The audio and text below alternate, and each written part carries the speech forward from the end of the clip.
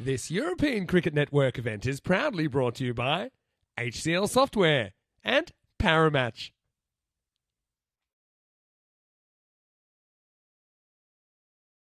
To everybody watching, no matter where in the world you are, hello, I'm Phil G, and you've joined me here at the European Cricket Series at night here in Portugal, in the lovely town of Miranda do Covo, in the centre of Portugal, about halfway between Lisbon and Porto, where we've got T10 action tonight. It is Tuesday. It is what are we up to? Night number 8. Just lost my place there. Matches 15 to 16 coming your way. The Lisbon Supergiants and the Miranda Dragons go head to head tonight with a couple of games. A couple of T10 matches coming your way soon. Let's go and see what happened with the all important coin toss. Head. Tails. Tail is the call. Head. You're gonna field first, ball first. Lisbon Supergiants won the toss and they are bowling first. Wonderful stuff. Thank you very much there to Central Umpire. So, the Lisbon Supergiants, they've won the toss and they're going to have a bowl first. Going to send the Miranda Dragons into bat.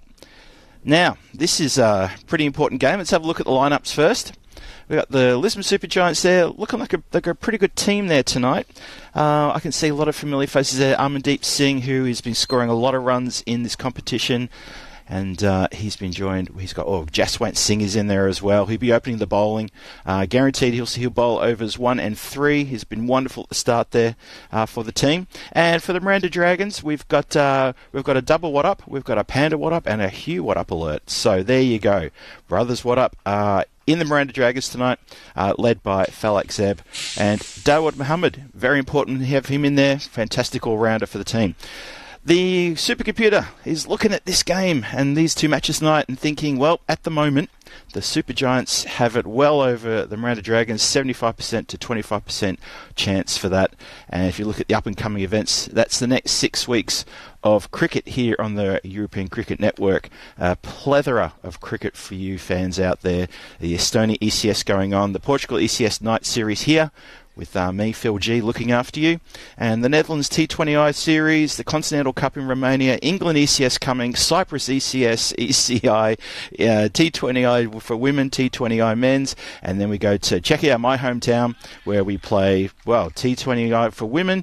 We've got an ECS and we've got ECI women and ECI. And just a reminder that day 4 tomorrow for the T20I up there in Netherlands at The Hague, Netherlands and Scotland going to battle it out. And there's been a few fantastic matches up there. Hope you've managed to wet your beak in the T20I pool that we're putting on for you up there in Netherlands. Some fantastic cricket up there. And of course, I want to say a big cheerio to Charlie Hunt, who's doing the job up there at Estonia for the ECS up there. Wonderful stuff, Charlie. Love your work. Love tuning in, and yeah, you're doing a fantastic job, as all of our commentators across the European Cricket Network do. It's a fun task. We enjoy doing it. Some people in the chat might be thinking, who's this guy talking? This is Phil G. This is who I am. I'm one of the moderators. I've been hanging around European cricket now for a couple of years. I'm one of the Blue Spanner crew, and I want to say hello to all the fellow Blue Spanners who join me here tonight. It's wonderful to have you here. I can see there's Viking Bay out there, Martin Fraser, Dave, my mate Dave's there as well. Chris Smith has turned up. Wonderful stuff. And I know we're going to get a lot more people out there very soon. So, the scene is set. We're only moments away from starting. Batsmen are out there and taking their guard. And as predicted, it looks like it's Jaswant Singh will bowl the first over. He usually always opens the bowling for the Super Giants. And he usually always has some pretty good success as well. So, keep an eye on this. He used to bowl pace, apparently. But he's done himself an injury in recent times. And now he comes off a bit of a slow amble in, left armour, very round arm sort of action, and he gets that flight and he gets into the wickets. He's a very, very accurate bowler. And let's see what happens here. Dawood Mohammed is going to face the first ball. Wonderful all-rounder for the Miranda Dragons. Here we go. And that first one is just watched through to the keeper, and we start with a dot. Looks like Zunair Khan is going to open the batting with Dawood Mohammed at the non-striker's end. Here we go. Good bit of flight, hit uppishly, and that is almost straight down the throat of the fielder who backpedaled. He's done well. He stopped it. He stopped it a foot inside the line. Good work to prevent the boundary. But he can't prevent just a couple of runs there for the Miranda Dragons to get the first score off the bat. Jaswant Singh, that is a wonderful tash you've got there.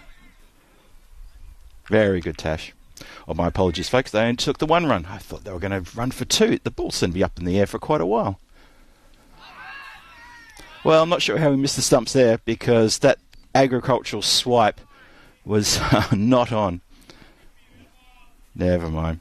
So, Miranda Dragons here looking to pick up their first win. They've toiled here in the tournament quite hard, but they haven't managed to get a win. They would love to get a win against the Super Giants here today.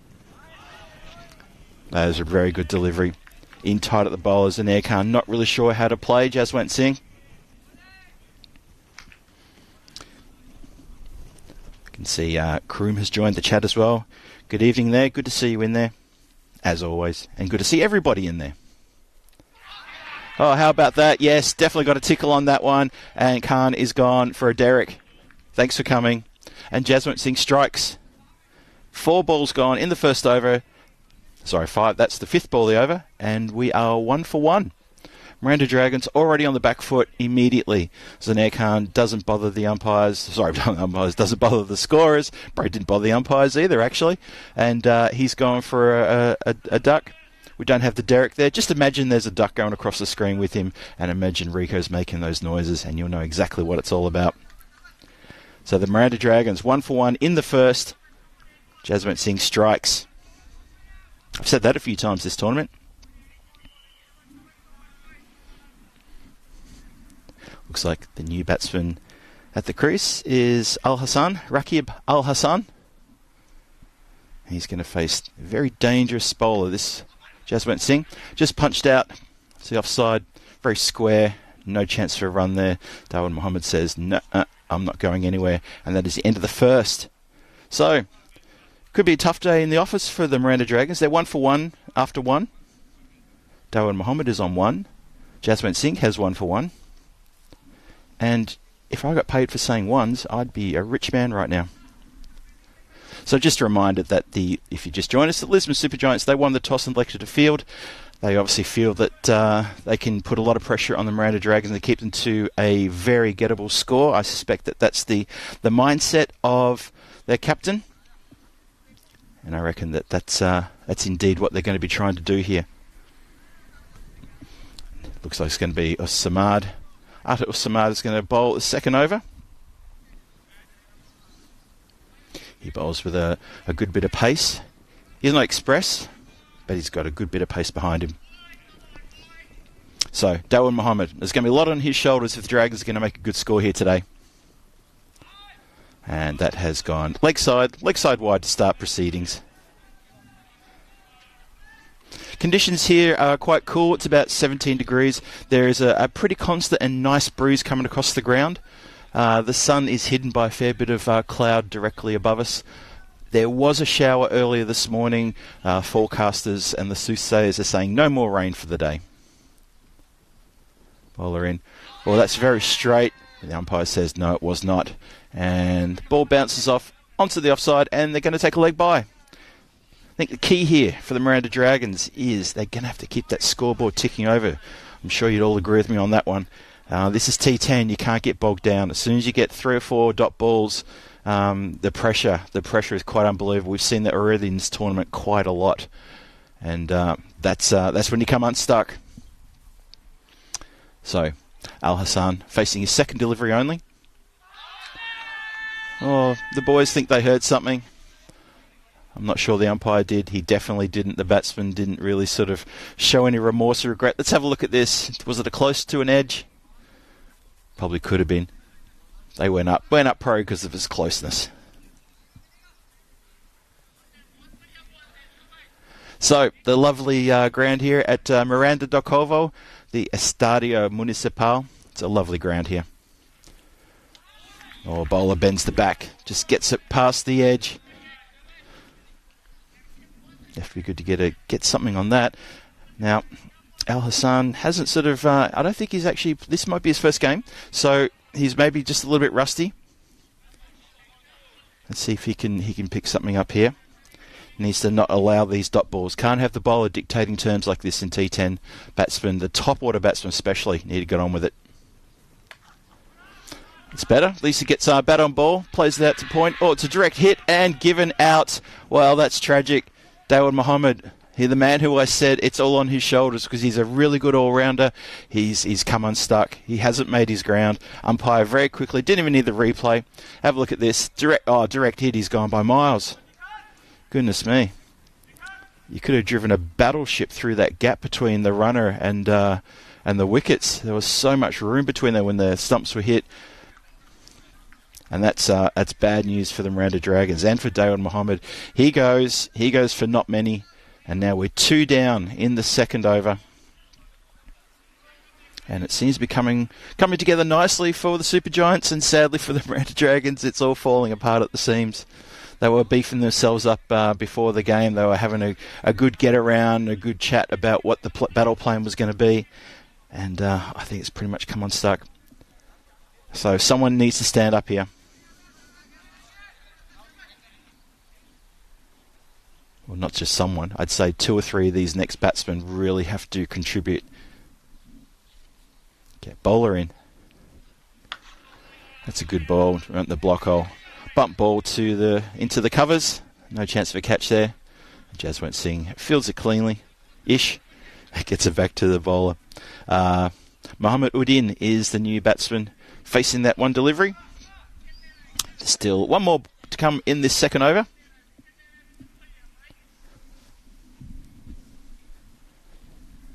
Just pause while shoelace is done up. Bowler turns on his mark and trundles in. Oh, good lift off the mat and a dot ball, and that's how the second over finishes. Miranda Dragons in all sorts of trouble early here in this innings. 3 for 2. Have a look at this one again. Good lift off the pitch. Wicketkeeper takes it around about eye level. So there's the table. Very interesting table, that one. Lisbon Super Giants in 3rd place on 12 points, only by run rate. Same as Lisbon Capitals, who are just above them in 2nd. Miranda Dragons, unfortunately, at the wrong end of those standings with only 3 points. We'll have a bit of a talk later about that table. Just see this delivery from Jaswant Singh. It's been hit down the ground, lofted. One bounce to the fielder rushing in off the boundary line. That's G1 Giri on the boundary line. He's usually fielding in front of me, but he's over on the other side today at more of a long on position. Usually it's at long off.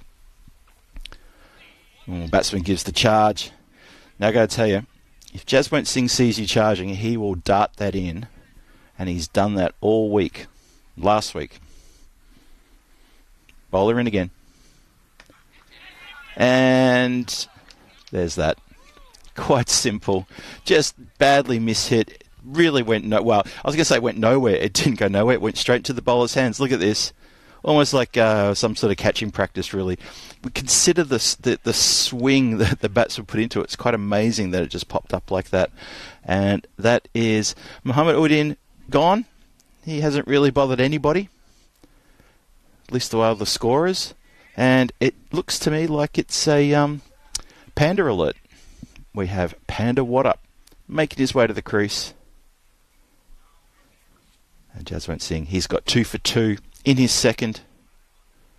Now I'm going to be talking all about twos. An over ago I was talking about ones, now I'm talking about twos. He has 2 for 2, halfway through his second over. He's still got 3 balls to come. And the new batsman is Panda Wickets taking strike.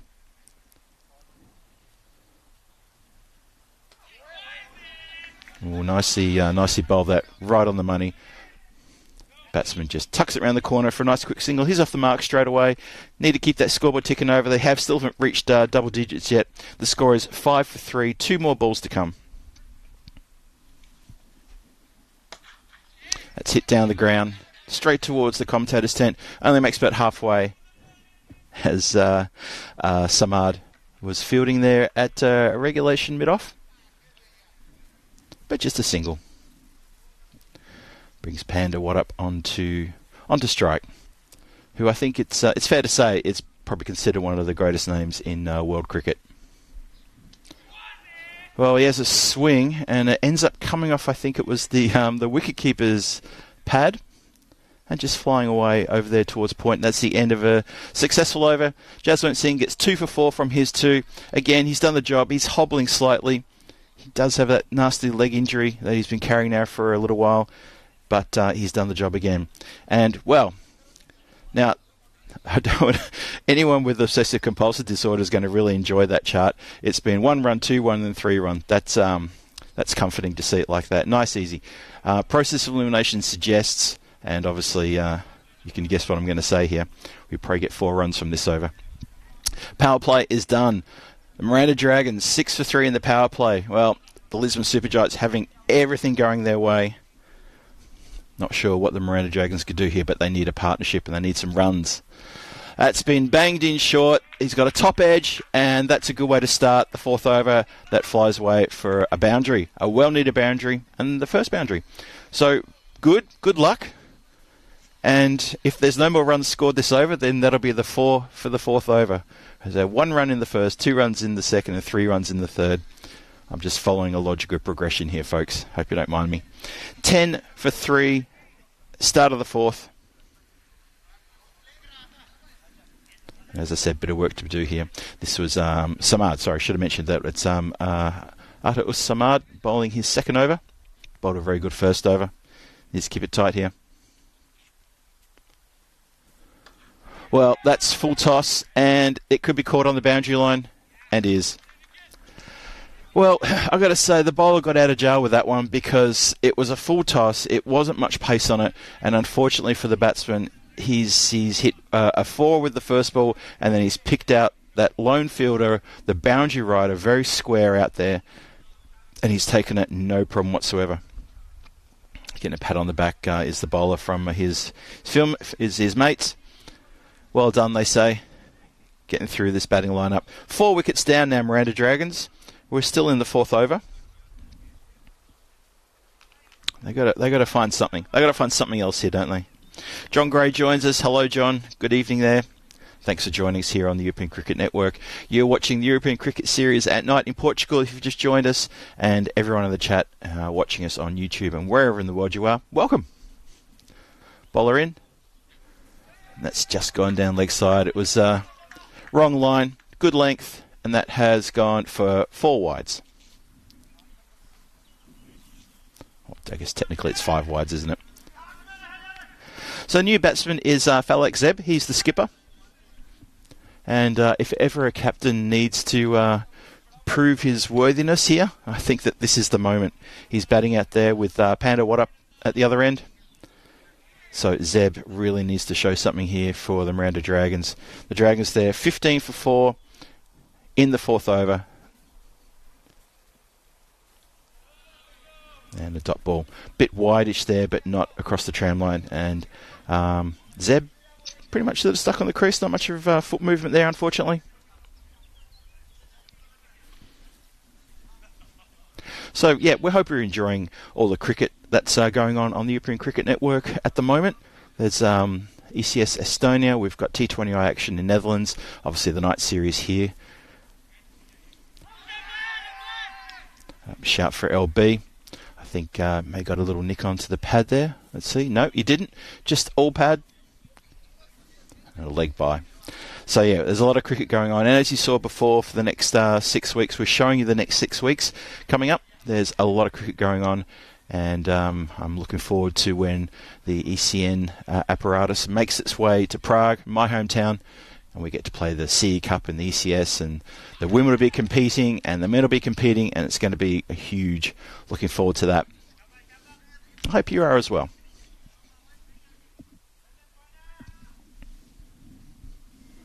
Just backing away there, Panda. Not really interested in getting to the line of the ball, just the usual sort of raise the bat and see if we can get an edge through the point third man area maybe. He's going to get a tickle to the keeper if he's not careful. Bowler in again. Well, that's gone up in the air. Strangely looks at the toe of the bat.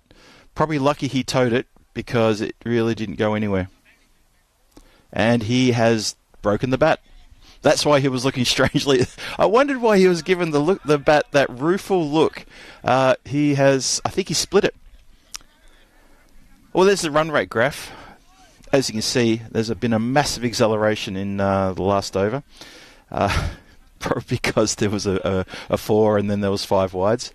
But the news here is that 4 overs are gone. There's 17 for 4 on the board. Miranda Dragons in all sorts of trouble. But Panda What Up is out there and he's got himself a new bat.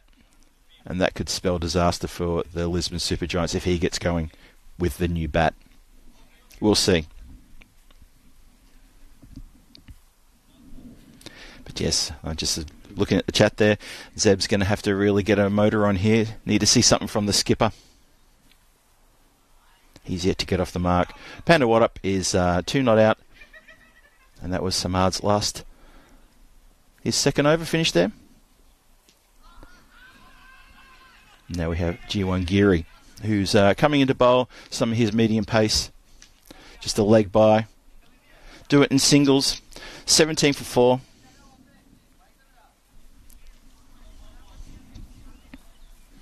Now, interesting, a couple of nights ago, the Miranda Dragons in their match, I think it was against, who was against? Werewolves, possibly. Oh, bit of lift there. Very nice. Very good.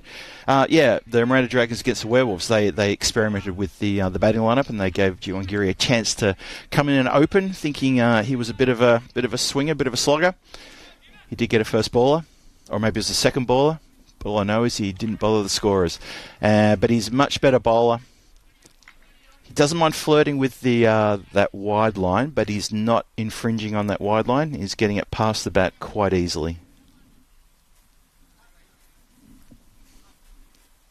Giri in again. Just flicked off the pads there. It's landed safe. It's bouncing away. Zeb's looking for 2, and Panda What Up is ball watching. Not interested for a 2. I think he wants to have a go now. I think we need to see a little bit more team spirit there. Okay, let's see how Panda goes with the new bat. G1 Giri coming in. Wow. A picture tells 1,000 words, so all I'll say is that new bat didn't do a lot. And Panda What Up has been bowled. It's just come off his leg and cannon into the stumps. So the new bat doesn't get a chance to touch the leather. And that is the 5th down. G1 Giri, hands in the air. He's happy to get a wicket. He's always happy. Always got a smile on his face. And sadly for Miranda Dragons, they are slumping into the abyss. 19 for 5. We still haven't finished the 5th over. So, not really wanting to predict anything here, but I suspect that we will have quite a good break when this match finishes. The way this game is playing out, my concern is the Dragons aren't going to see out the 10 overs. But we'll see. We'll see. We start with the leg side wide here for new batsman. That is Ahsan Memon. And Jiran Giri finishes. No, he doesn't, because he's got to bowl at him again. He is almost finishing his first over. He just needs to get that one legal delivery in, and he's all done. And then we'll be halfway through the Miranda Dragons innings.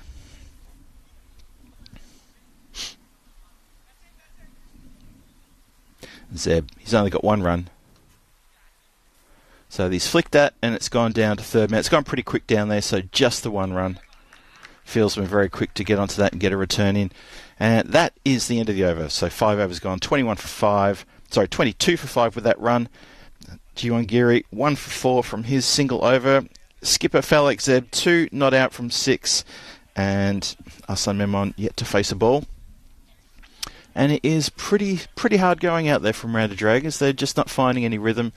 They're going to struggle to find a player who can really take them through for the next 5 overs and get them to a reasonable score. There's a lot of trouble. Could be a tough couple of games here for them if they can't find something. But all credit to the Lisbon Super Giants, who are a pretty good team, pretty well-oiled team. They're currently sitting in 3rd position on the group tables. We'll have a look at the group tables soon. And that is no ball, as indicated by the square leg umpire. A little bit too high, that one. A new bowler is, of course, hit down the ground. It's Amandeep Singh. Sorry, I should have neglected to say that. The throw hits the stumps. They consider an overthrow there, then reconsider and get back to where they were. 24 for 5. We're a couple of balls into the 6th over. Have a look at this throw. Picked up very quickly, got it in. Good work there in the field. Ooh. Bowler pulls up. I thought maybe he'd pulled up quite suspectedly the way he was hopping on the crease there, but no, the umpire wasn't ready. Bit too keen. Amandeep Singh. And I'm sure when he opens the batting, he'll be looking to put a big score on the board and put this game away. Let's try again. And that shot has gone straight to the field at regulation mid-wicket. Who takes it without even breaking sweat?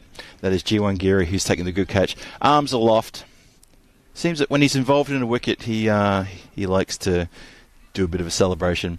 And the celebration for the Miranda Dragons is not happening, of course, as that is their 6th wicket. And that is Ahsan Memon, who has gone for... Well, he's gone for a derrick as well. A second ball derrick. So, the new batsman, who has come out pretty quickly, actually. That is Bilal Tariq. He joins his skipper. Score is 24 for 6. And that's a nice delivery. Nice and tight to the batsman. Really struggled for room. Probably needs to make a bit of room there if he's going to play those sort of shots. There's a good bit of protection on the offside. He's got a third man there, backward point and a regulation point, and of course the cover fieldsman. And that goes over the top of the point fieldsman, and that's going to run out to the boundary for 4 runs. So, Tariq, on his second delivery, picks up a boundary. Miranda Dragons, something for their dugout to cheer about. They move to 28 for 6. Still one more ball to come in this Amandeep Singh's over.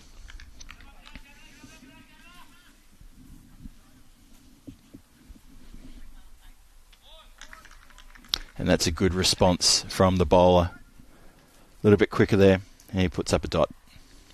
So 6 overs gone, 28 on the board, 6 wickets down. The Lisbon Super Giants won the toss and elected to field, in case you missed that.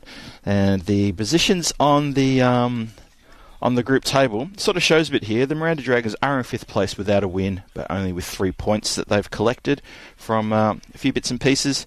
that they've scored the bonus points, and the Lisbon Supergiants are in third place on 12, and they're nudging the Lisbon Capitals, who are above them, on second place. The batting card, not much to talk about there, really. Extra's the highest score so far. Unless Falak Zeb can get motoring, I think extras will end up being the top score for the Miranda Dragons. But let's see. Still a bit of cricket left. We've just started the 7th. Geary in again. Oh, swing and a miss. Yeah, you just get the feeling the Miranda Dragons are just out of practice at the moment. They're really struggling to find any kind of form and any kind of rhythm. I need to point out, though, that the Miranda Dragons, this is their first tournament together as a team. Geary in again. Oh, that's a shocking leg side wide. That was really wide, very wide. Like proper wide. Zeb wants 2. And quite rightly sent back. I think the throw was very good. The wicketkeeper wouldn't have to do too much work to affect a run out there. Yeah, the Miranda Dragons, let's talk about them for just a moment. This is their first tournament together as a team. They only came together literally last week. I think it was on my second day here when their kit turned up, and they were very excited about trying on the new shirts. So it's now up to Bilal Tariq, who does have 1 boundary to his name. He's only faced 4 deliveries. His second delivery did go for a very well-placed boundary, 4 over point. Let's see if he can replicate that. I think G1 Geary will have something to say about that. Here he comes. That's upishly played. It just a couple of bounces, and the man from point, well, actually the man from point misfields, and his friend from backward point comes in and looks after him. 31 for 6. Still a couple to go here. Well, bowler looks skyward just for a second there, thinking how on earth did that miss the timber? Oh, yeah, that's how it missed it. It just curled away. It was coming in and then just kept moving away. And Zeb breathes a sigh of relief as he doesn't lose his stumps. That's a funny old shot, isn't it, when he plays that? And that will be the end of the over. 31 for 6 and 7 are gone. There's only 3 overs left here. And the Supergiants are having it all their own way at the moment. The Miranda Dragons struggling to find a bit of form and find a batsman who can really get after the bowling and hit a few boundaries and just shake things up a little bit. That's all they need. They need someone to just literally make contact with the ball. I mean, I know Zeb's trying, but the bowling's too good. Just too good. So, yeah, I'll just finish by saying about Miranda Dragons. This is their first tournament together, and last week was their first ever game together. And this is, their 5th game, I think it is. This is about their 5th game. And you know what? They're learning. We all started somewhere in our cricket careers, didn't we? And we all learned and we all got better from it. And that's why I think that this is a good thing. And we'll see the Miranda Dragons again and again. And we'll see them getting better and better. They'll learn. Don't you worry about that. Ritul Chowdhury is the new bowler. He's got a bit of pace about him. And Tariq struggling to get a bit of bat on that one as it goes past him. So yeah, Ritul Chowdhury, he started the 8th over. He does have a little bit of pace about him. He's quite accurate. He likes to push it past the right-handers like this. He bowls right arm around the wicket. That's his preference. It's interesting. He has protection down there with that third man, who is pretty regulation. He does have a backward point, and obviously you've got Jaswant Singh there in the covers. That's the offside. So as he's pushing the ball more and more past the batsman like that, a streaky edge could easily get past that third man for a boundary.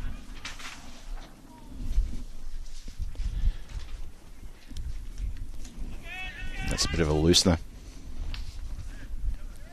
Wide indicated by the umpire.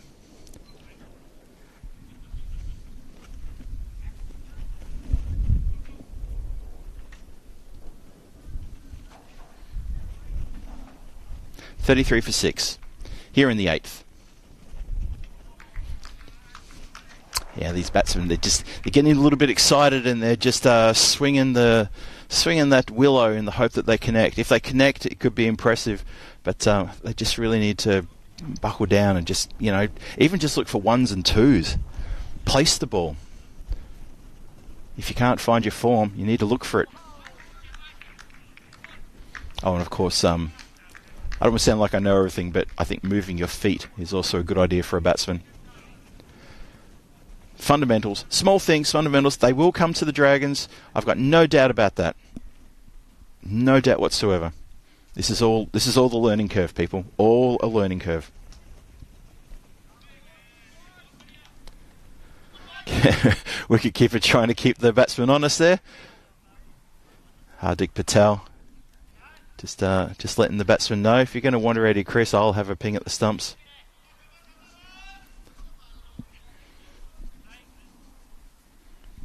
So it's very tight over here, this from Chowdhury. And yet another dot ball. And that is how we finish. 33 for 6, 8 overs gone. Miranda Dragons in trouble. Super Giants having everything their own way. I think I've said it a few times. I'll try and find a different phrase to say.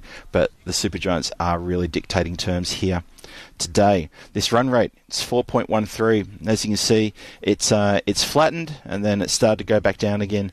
And these two in the middle order and getting towards the lower middle order, I need to find something in the next 2 overs to make this competitive. I really need to find something. Hello again to everyone in the chat for joining us here. I can see Jack Pitton in there saying, waited all day for this. Come on, Dragons. Well, there you go, Jack. There you go. That's for you. And that has gone for 6. So, Tariq can hit a boundary. You can hit a 6. That's really good timing. I just saw your comment there, Jack, and then I can definitely say that was just for you. So the Dragons have got something there. That was a good hit.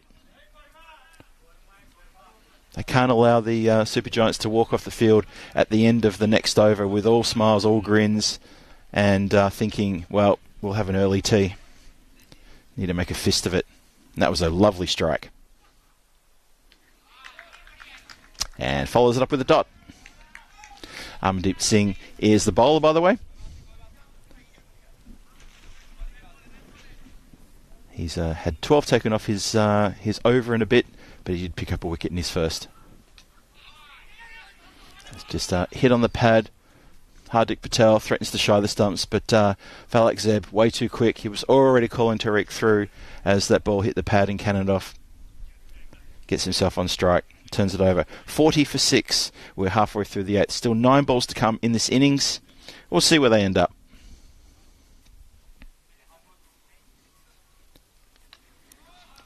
And just too good. He's just not playing for that away swing. Expecting the straight ball.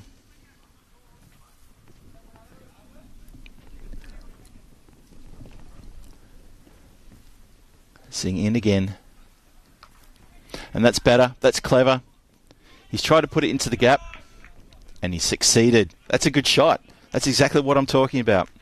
Four runs to the skipper, and that was very cleverly played. He was a bit shorter. He got a good chance to look at it, did Zeb, and he saw where it was going. He saw it was already moving away, and he just put the bat out there and helped it on its way between the gap. Good shot. It's exactly the kind of thing that the Dragons need to be doing. Well, that's gone up in the air. It's not going to land in someone's pouch because it was Pratap who was here on the boundary in front of me, and he had to charge in an awful long way. And just field the ball. And that is the end of the 9th. 9 gone, 45 on the board. 45 for 6, the Miranda Dragons. And you have a look there at the Super Giants bowling. Well, some very good economies there, aren't there? Jasmine Singh at the top, 2 wickets for 4 runs. And a couple of the other bowlers contributing with wickets as well at regular monotony. And not going for many runs. Some very good bowling figures there. So the Super Giants have really want to win these 2 matches here tonight, and so far for this one, they're looking very, very good. They're very keen to get into that second position in the group standings. Peel, I think the bowler felt that it hit the pad before it went through. Umpire not having anything to do with that. Let's have a look again at the replay. No, it didn't hit the pad. I'm not sure what it was appealing for because the keeper even dropped it, so... I think Russell's just maybe just forgot the rules there for a second. That's been sliced towards third man. Goes straight to the fieldsman. Rifles in a throw to Patel. And 1 run there to skipper Zeb. He is on 9 from 22 deliveries. It's a lot of dot balls that Zeb's eaten up there. He was swinging and swinging. He was like a boxer that has both eyes have been slammed shut by his opponent, and he's just swinging and swinging, hoping he hits something. And he played a lovely cut shot in the last over. Barely a cut, it was more of a glide, actually, wasn't it? Tariq, he's on 12 from his 11. He's hit a really good 6 and a 4 in the over before that. So we need to see something. We've only got 3 balls left. Can they at least bring up the 50? John Gray, he's motored to 8. 8 of 20. Yes, he has, John. Really put the foot down. So Tariq has a swing. Goes backward square just for a single. Just got a bit of an edge on that. Not full-blooded.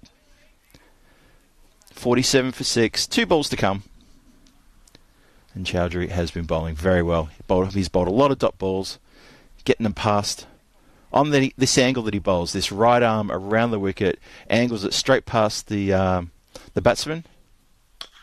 Okay, well, Zeb's gone aerial. And that is going to land well over the cover boundary for 6 runs. That's a 6. Good hard fist bump there from the 2 batsmen. He obviously felt very good about that.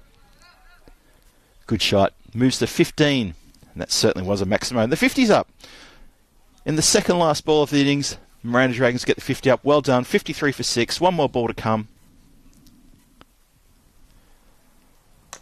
And that's also been smashed up in the air. That's going to carry the boundary. Oh, I think it did. No, it didn't. It bounced just inside the line. Umpire turns and signals a 4 to the officials.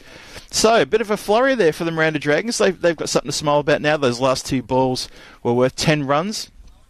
Pretty much about 18% worth of their total target that they got.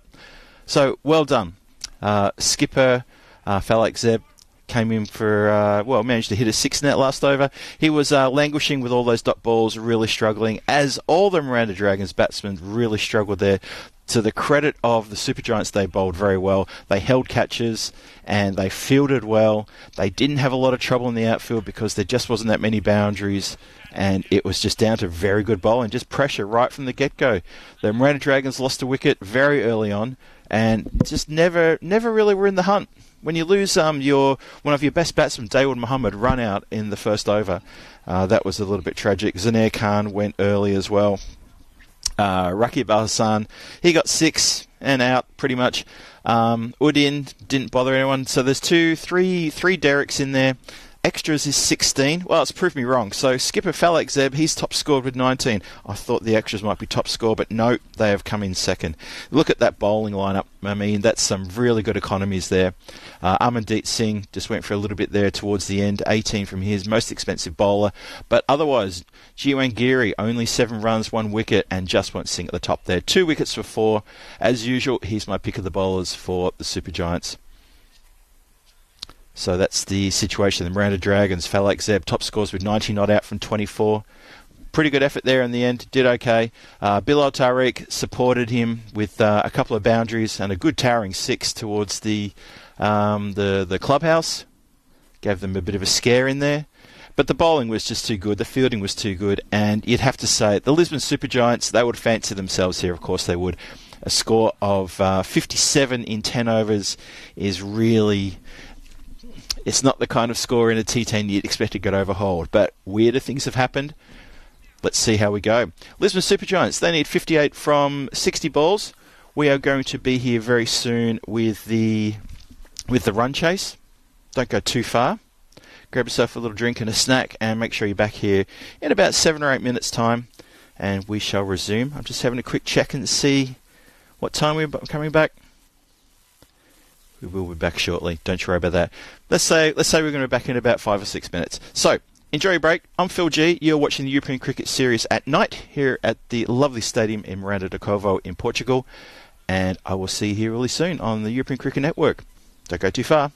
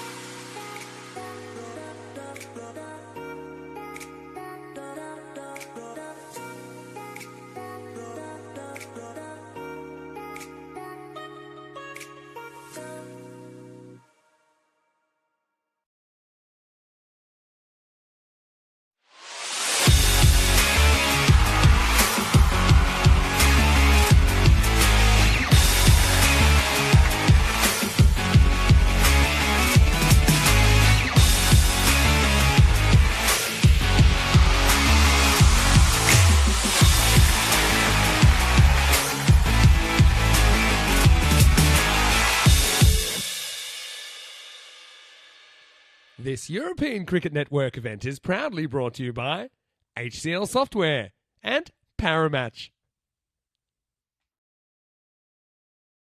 Back to the Estadio Municipal here in Miranda de Covo. This is Phil G, and you are watching the match between the Lisbon Supergiants and the Miranda Dragons. And just a reminder, 82 matches since the Golden Ball. And if there's a Golden Ball in this match, well, that would mean that something quite amazing has probably happened. Let's see if it gets there. If it does, fantastic. We'd love to be able to call that one. Just a reminder, the Estonia ECS continues on its way. Tomorrow, we're up to day 10 of 12, getting to the pointy end of the competition up there. And pretty much all the Talon teams involved there tomorrow. It's Talon everywhere. The Rising Stars, United, Hippos, they're all on there. The Super Riders. It's going to be a big, big day. Just as we start to get close to those finals. Looking forward to that. Should be pretty good. And Charlie Hunt is up there taking care of business. Hello, Charlie. If you're listening to me talking at the moment, I hope you are. I know you are. I always listen to you. We always listen to each other. This is European Cricket Network you're watching, and this is the European Cricket Series at night here in Portugal, in the lovely town of Miranda de Covo, and the the Super Giants, and the Miranda Dragons. The Miranda Dragons are just getting their field ready. They're looking to see what they can do here. It looks like it's Udin is going to start proceedings in this defence of only 58. They've made 57 in their 10 overs. Probably not enough for this competition, but stranger things have happened. They're a plucky group, and Udin is going to start. Charges in from the northern end. He bangs it in, well, I was going to say short. He tried to bang it in short, and it went quite wide, and everybody missed it. Keeper couldn't get down to it, and it's gone for wides. So, we've got Amandeep Singh, who is the traditional opening batsman for the Supergiants. He's joined by Jiwan Giri, who's getting another chance to open, so he can find a little bit of confidence here against this attack. Udin in again. It's been punched down the ground. Goes pretty much straight to Rakib Al Hassan. Collects it and underarms it back to his bowler. So it's not a huge score for the Supergiants to collect. They need 55 from 41 to get the extra bonus point. That's very, very gettable. It's only 8 runs and over. Bowler in.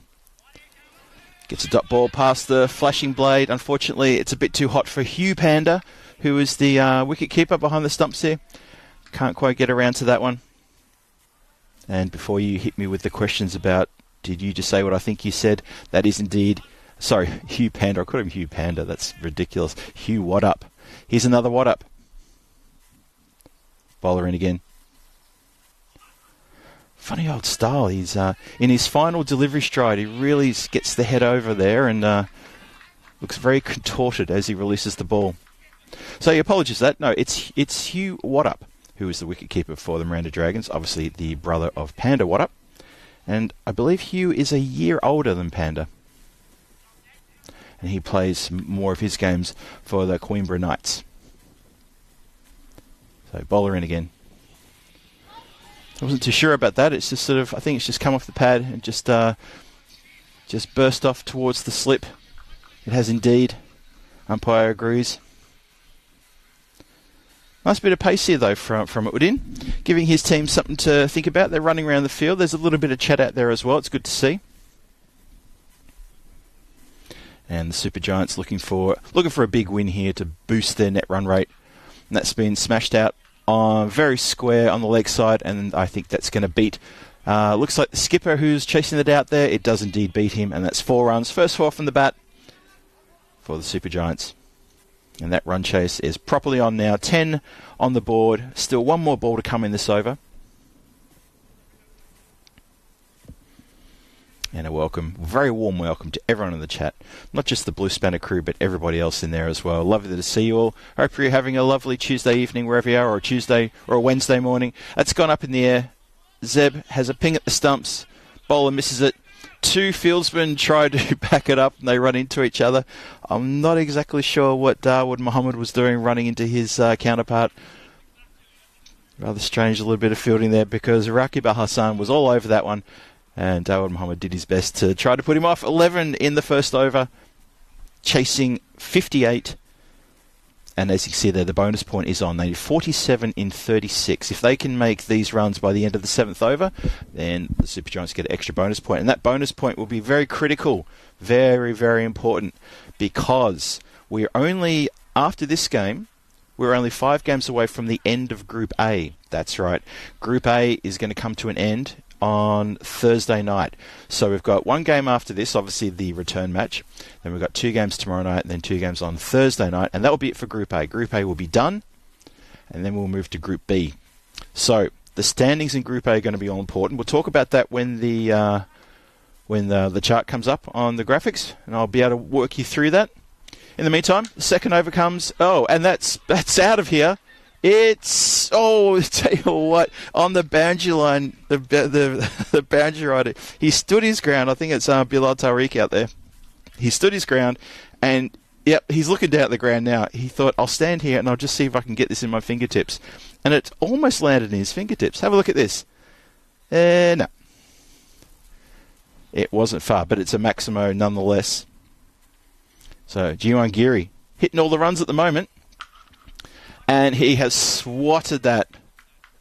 Wow, that was a really good, powerful hit. Pulls that one to deep mid-wicket, splits the field down there. They had no chance of getting that, and fielded expertly by one of our volunteer ball girls out there. Well done.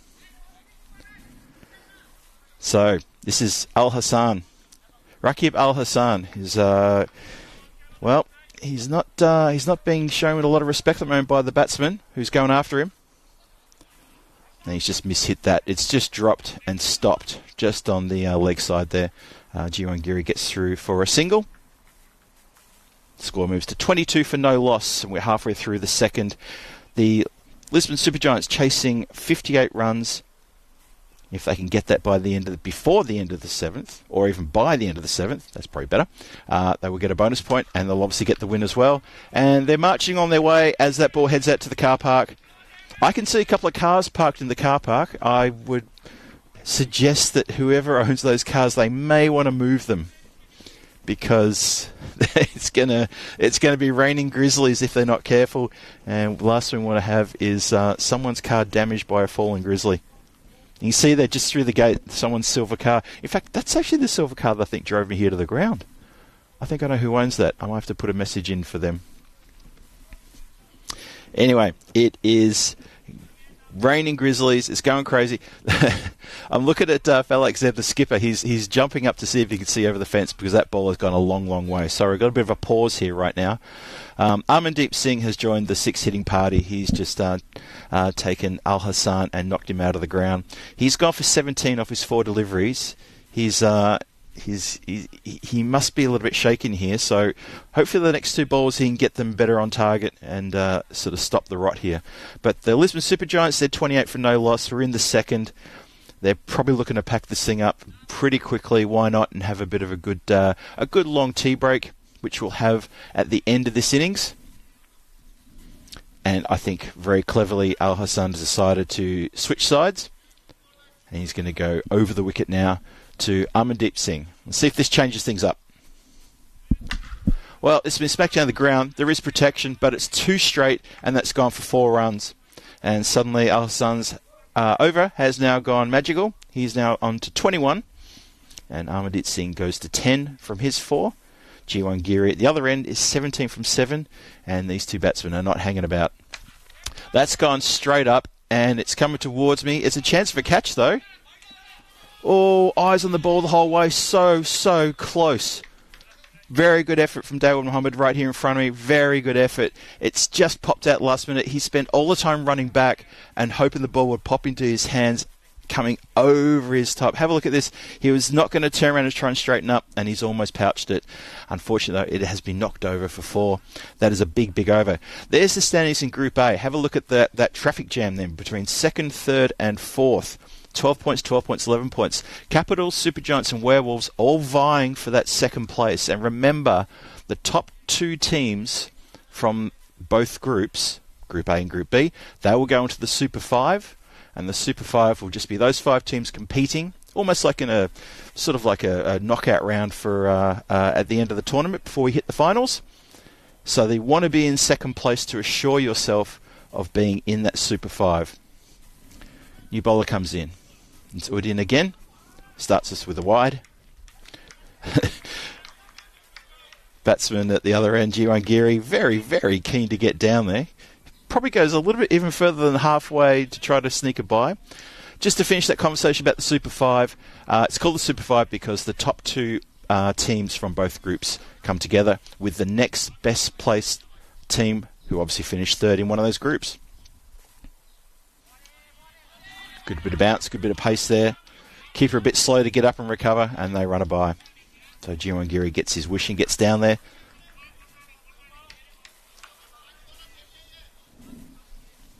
Sorry, Amandeep Singh gets his wish and gets down there, so he can have another swing at this target, which is only 20 runs away from victory now. 20 runs from 29 to get the bonus point, and of course to get the win. And that's a leg side wide. It's going to escape Hugh Watt as well, and it's going to run all the way to the boundary. That's just unfortunate for the bowler, and unfortunate for the Miranda Dragons. It'd be so good for them if they can try and pick up one of these batsmen here in these few overs. You do get the feeling that this game could come to a conclusion sometime in the next 2 or 3 overs. I'm probably being generous by saying 3. They're striking the ball very well, these two, and the Dragons. It'd be so good for their confidence if they can pick up a wicket or even 2 wickets before that happens. That's gone straight. It hasn't been hit properly though. There's a chance. Yep, the fielder's going to come around. He's going to stop it, and they don't go for 2. It goes through the bowler, but that's good work in the outfield there. Very good work. Gets around in time. That's Bilal Tariq gets around and prevents the 4 and gets the throw in and kept it to just 1. Oh, he's hit that quite fine and quite hard, and that has carried the boundary line for 6 down leg side. It was a bit of a rotten delivery, and it got the treatment. And that should, according to my arithmetic, let me just double check on the calculator, that should bring up the 50, and it certainly does. 50 for no loss, 2.3 overs gone, 3 more balls to come. Shout out to my good friend in the chat, I Like Naps, which by the way is a fantastic name as well. Phil's commentary makes this fun to watch. I'm glad you said that. Thank you very much. I appreciate the pats on the back from the chat. I do this because I enjoy it, and I do this because I think you guys enjoy it, and I hope you do. So thank you very much. So, we're not too far away from the conclusion of this game. And we have a wicket. The Dragons get a wicket. It's an edge. It's a streaky edge, but Giri's gone. He's edged it, and it's gone past the keeper, and it's been pouched at, I would almost call like a deep slip. Have a look at this. The man halfway to the boundary. He's got it. That's exceptionally good field placement, you'd have to say, right? That was very, very good. So, a wicket has fallen. The Dragons do get a wicket. The Super Giants experienced just a small little bump on their way here, and they are 50 for 1 in the third. Well, like I said, I think a wicket would have put a smile on their face for sure. I'm sure deep down they would know that 58 is not a very competitive total for a T10. It's a good total. It's not a great total, though, especially against a team like the Lisbon Super Giants, who are finding it quite easy to get those runs. But the important thing is they've picked up a wicket. They've sent one of the openers back into the pavilion, and I think that makes a lot of sense. That will put a smile on their face, and they'll make them feel pretty good. So Mohammad Udin gets the breakthrough, and one more ball to come in this over, this successful over of his.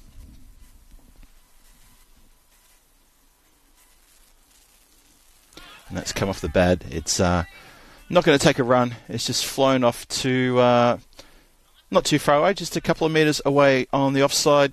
Stifled appeal. No real opportunity there for an LB whatsoever. That ends the third, ends the power play. 50 with 1 wicket down, chasing 58 for victory, and not just the win but also the bonus point. Looks like it's all academic that the Super Giants should get that, but the Miranda Dragons picked up a wicket in that over, and that gave them a little something to jump in the air about as well, something to cheer about. The catch was well held, and at the end of the day you still got to take the catch. So, okay, that was quick. I was going to say, if you have a look at the skyscraper graphic, you can see there that the last 2 overs for the Miranda Dragons got them an additional, I think it was 12 runs on the 9th and 12 runs in the 10th, so they did quite well to do that. They were staring down the barrel of not even making 50 at one point. So they came together, Falak Zeb and Bilal Tariq got things going in the last 2 overs. And good for them that they did that. Looks like it's Hossein Lockman is going to bowl the 4th over. Amandeep Singh is on strike. And that's down leg side, and that's hooked around the corner, and that's going to roll on the ground for 4 runs. Amandeep Singh too good to allow that one to get past him. And now we're only 4 away from a resounding victory here. So not just the bonus point, but also the whole shebang, really. So for the Lisbon Supergiants, let me just say that if they get this win, and it looks like they will cement themselves in 2nd position in the standings. And that's a wide delivery. This time missed by Amandeep Singh. Score goes to 55 for 1 here in the 4th.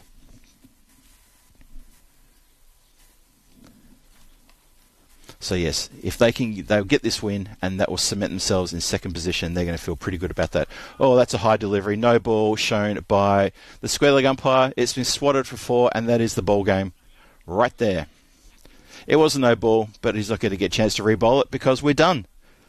The Lisbon Supergiants achieved their target in 3 overs and 1 delivery, of legal deliveries that is, because that was a no ball. They not only get the bonus point, but they get the win, and they've beaten the Miranda Dragons by 9 wickets. So the Dragons did pick up that 1 wicket, though. That was Jiwan Giri, who was caught very well at a deep slip. Would you call him a deep slip, or would you call him like a short third man? He was very fine, which is why I keep calling him a deep slip.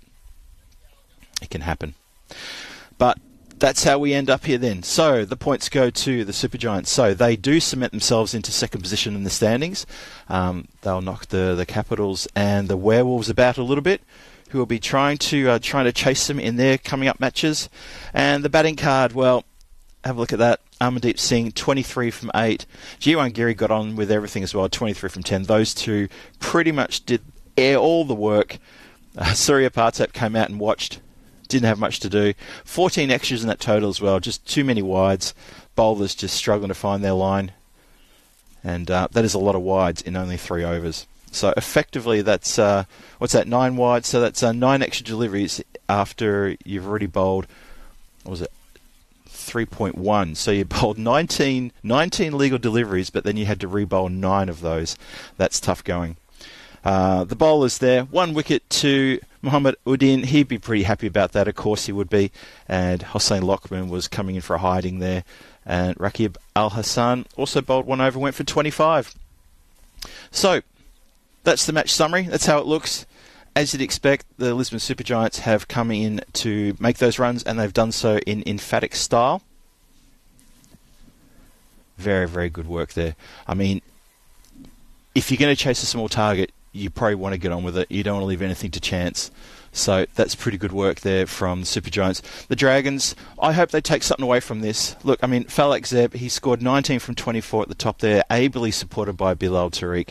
I like to think that they'll get together now and they'll have a bit of a talk about this game, talk about what was good from this game, what needs to be worked on, and just continue to work on these things. They're a brand new team. They're on the learning curve, and we grant them that they're going to be... there's going to have games like this. They're going to have games that don't go like this, and we hope to bring them all to you as they start to grow and they start to build, and I think that's really important for cricket. So the next match is over an hour away. It's an hour and 7 minutes away. So at 19:45, so yeah, 7:45 in the evening, that's local time, that's GMT time, that's when we will have the next game, the return match. So wherever that is for you, it's an hour and 7 minutes away. Join me back here in about an hour and 3 minutes, and I'll have a bit of a chat with you all. Maybe we'll go through the table with a bit more detail. That'd be really good, actually, if we can get the Group A standings on the screen, and we can have a bit of a look at that now with this win factored in for the Supergiants. And you can see exactly what the Werewolves and the the Lisbon Capitals have to do in order to try to knock the Lisbon Supergiants out of that second position. Because as I said, the Super 5, it's the top 2 teams in the groups, and then the next best team will create, well, they'll effectively be the 5th of the Super 5. And of course, Mr. Maximo himself, Vinny Sander, will be here to call the action when the Super 5 starts on Monday, June the 3rd. And he'll take you all the way through to the finals. And we'll see who's going to take the chocolates here in the European Cricket Series at night in Portugal, in the lovely town of Miranda do Covo. So obviously Miranda Dragons, the locals. Lisbon Supergiants took the drive up today. And that's how we're looking. So, back here in an hour and a little bit. I hope to see you here soon. Go and have a little meal, have a little drink. Don't go too far, though. Please make sure you come back and join me for the return match. The sun is out now. The ground is bathed in sunlight. It's getting nice and warm as well. Good to see. And I hope to see you here very soon. This is Phil G, signing off for now. Going to grab a bite to eat and maybe another coffee. And I will see you in just under an hour on the European Cricket Network. Cheerio.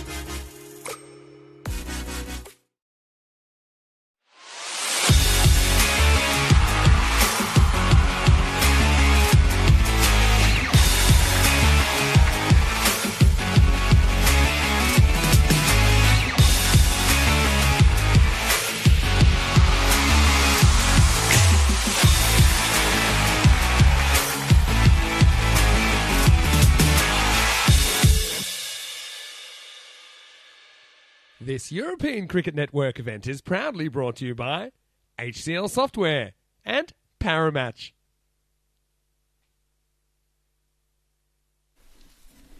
What a picture that is.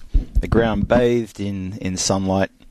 The light towers are on, but the ground looks amazing. Hello, this is Phil G. Phil Gowers here on comms, coming to you from the beautiful Estadio Municipal de Miranda de Covo, and I've been practicing that all week, and I've nailed it. This is where we are. We're in central Portugal. This is the European Cricket Series at night. Thank you for joining us wherever in the world you're watching. You are here just in time for the next match. Match 16 in this big tournament here. It's the fifth last match of Group A. After tonight, there's only 4 more games in Group A, and then on Friday we start Group B, and that's something to think about. So we're getting to the pointy end for these teams and for the 3 other teams who are battling it out for supremacy. The game is going to be starting in a few minutes, so let's get over to the all-important coin toss.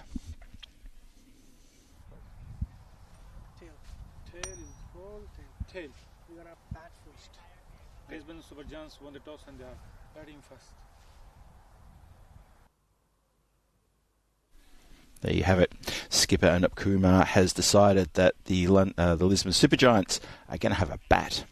So they're going to set a target for the Miranda Giants. This is going to be an interesting little start here to this innings, I reckon. Obviously, the Miranda Giants were sending to bat in the previous match and could only amass 57 runs. They struggled. They got a few runs at the end. I think there was about 24 hit off the last 2 overs. The lineup, not too many. I don't think there's any change in that lineup, to be perfectly honest. I think it's a carbon copy of what we've just seen before.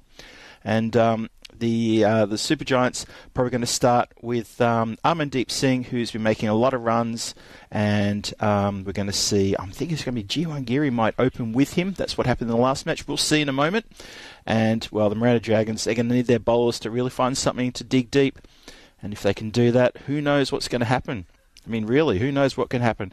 The computer thinks they know what's going to happen, and they think that the Super Giants are 83% favourites for this one, and they think that the Miranda Dragons only 70% chance of them picking up a win here. It's the second match tonight. Anything can happen. This is T10. And speaking of anything happening, have a look at all the cricket coming your way, all the way through to the end of June. That's it's not quite 6 weeks, that's 5 weeks solid now of cricket. Estonia ECS, Portugal here with me, Phil G, the Netherlands T20I going on, and T20I Women's starting there as well. Continental Cup in Romania, England ECS, looking forward to that one. Cyprus ECS, ECI, and then we get to Czechia, where the T20I for women, the CE Cup, the Central Europe Cup, then ECS, and of course the ECI will take place there in Prague, my hometown. Looking forward to that and hope you can join us for all of those. If you want cricket, then you stay on the European Cricket Network. We've got so much cricket coming your way. It's crazy fun and you're going to love it. So, the Miranda Dragons taking up their positions out there. The batsmen are out there. The umpires are looking around to make sure everything's cool. The shadows are getting long. The light towers are on. The sky is pretty clear from what I can see. There is a big, long grey cloud way over in the distance, but it is moving away from us. It's nothing to worry about. There's still a nice breeze. It's about 13 degrees out there. It'll probably drop a bit once the sun dips below the horizon. These players, though, they've got a bit to do out there. Both teams have.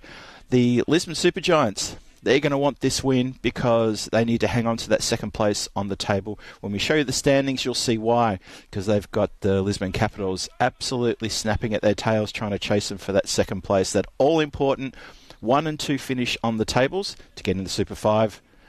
Skipper Falak Zeb starts us off. And it's gone aerial. That is Amandeep Singh. And it carries the boundary line 6 off the first ball. Well, you can't get a better start than that if you're batting, can you? And it looks like it's Hattrick Patel, the wicketkeeper, who'll be opening with Amandeep Singh. So Jiwan Giri will be put back down the order a little bit. And Hattrick Patel is going to try to get things moving with Amandeep Singh.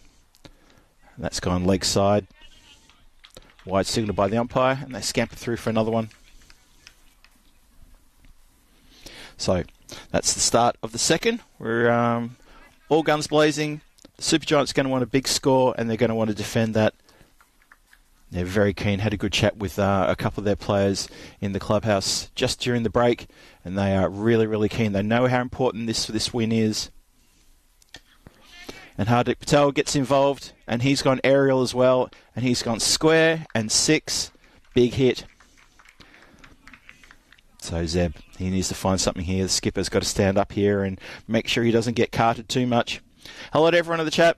Rob Thompson's just joined us. Good morning there for you. And good evening to most of the other people in the chat, wherever you're watching in the world. Thank you for joining us. Lovely to have your company. Looking forward to your comments throughout this match. That's a wide delivery from Zeb. Just pushes it a little bit too wide. I think Armandeep Singh at the other end was just signalling to Hardik Patel, look, mate, if it's going to go that wide, you don't have to chase it. We'll get that one back. We'll have another go. Bowler in.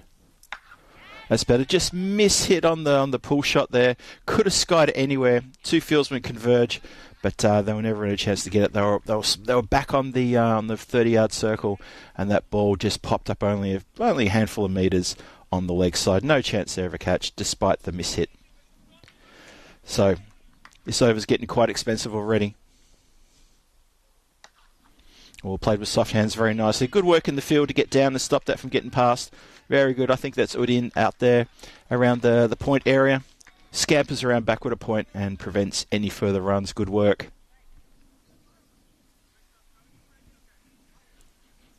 Brings Patel back on strike. The other night, I was a little bit critical of Hardik Patel. There's a lot of swings and misses. At the moment, he's striking well. He's 7 from 2. Well, he's seeing it well now. And that's another one in that area for him. Big 6. Big pull shot. Very square. These two mean business.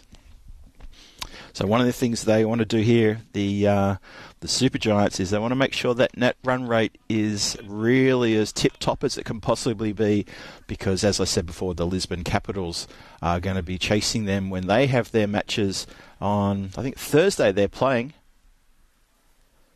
Patel going for a wide one there. Again, probably didn't really need to chase that one. But they scamper through for a wide +1. So we'll have to try to bowl this last ball of the over one more time. 23 on the board already.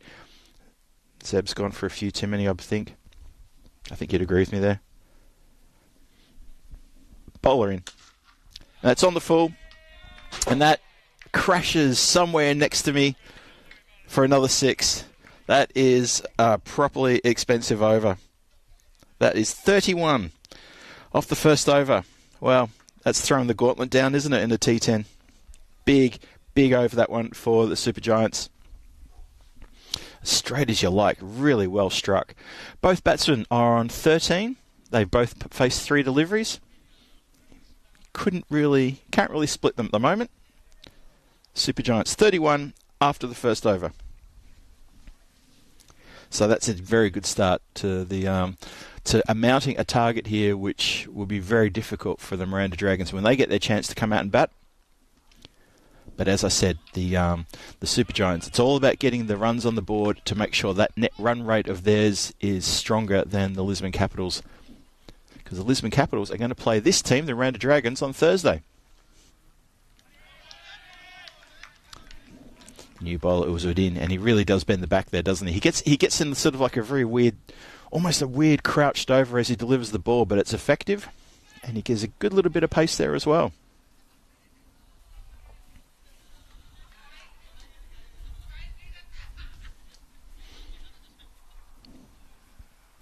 So, finally, a dot ball. Something for the Miranda Dragons to be happy about there. That's no one. Good lift off the mat, and Hardik Patel suddenly having trouble trying to find the leather. 31 for no loss here in the second. Hope you're enjoying the coverage wherever you are in the world. I'm at Miranda de Covo at the stadium, the Municipal Estadio. And that is signals no ball. Possible for a bye, not really.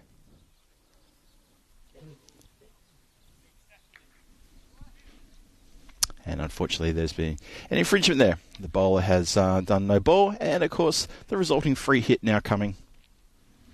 And see if Patel can get behind this one. He's missed a few this over. Well, he's missed everything, to be honest, this over. Let's see if he can do something here. Bowler in. And That is, I think, as Dave in the chat coined last night, that's a free miss. So Udin gets away with it there, and we play on.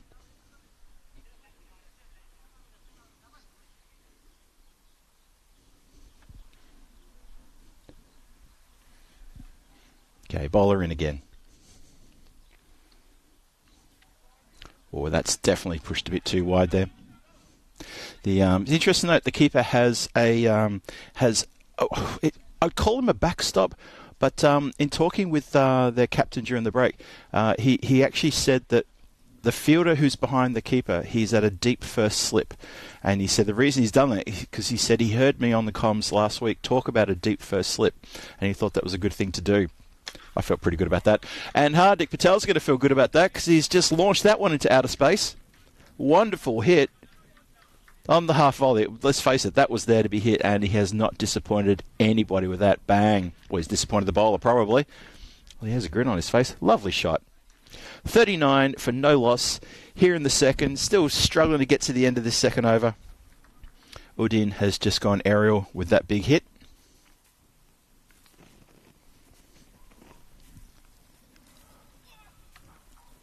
And, it's just been put down. That man is there for that shot. He's on about a 45, and Hattrick Patel has pretty much hit it just to the front of him. He's gone to the ground to take the catch just in front of himself, and he's just missed it. It's only just bobbled out. Have a look at this. It's in and out. Oh, that's tough. Miranda Dragons put down a catch. That would have really gave them a lot of heart and spirit if they'd have held that one. That's a shame for them. That's a swing by Amandeep Singh. It is going to run away for 4 byes.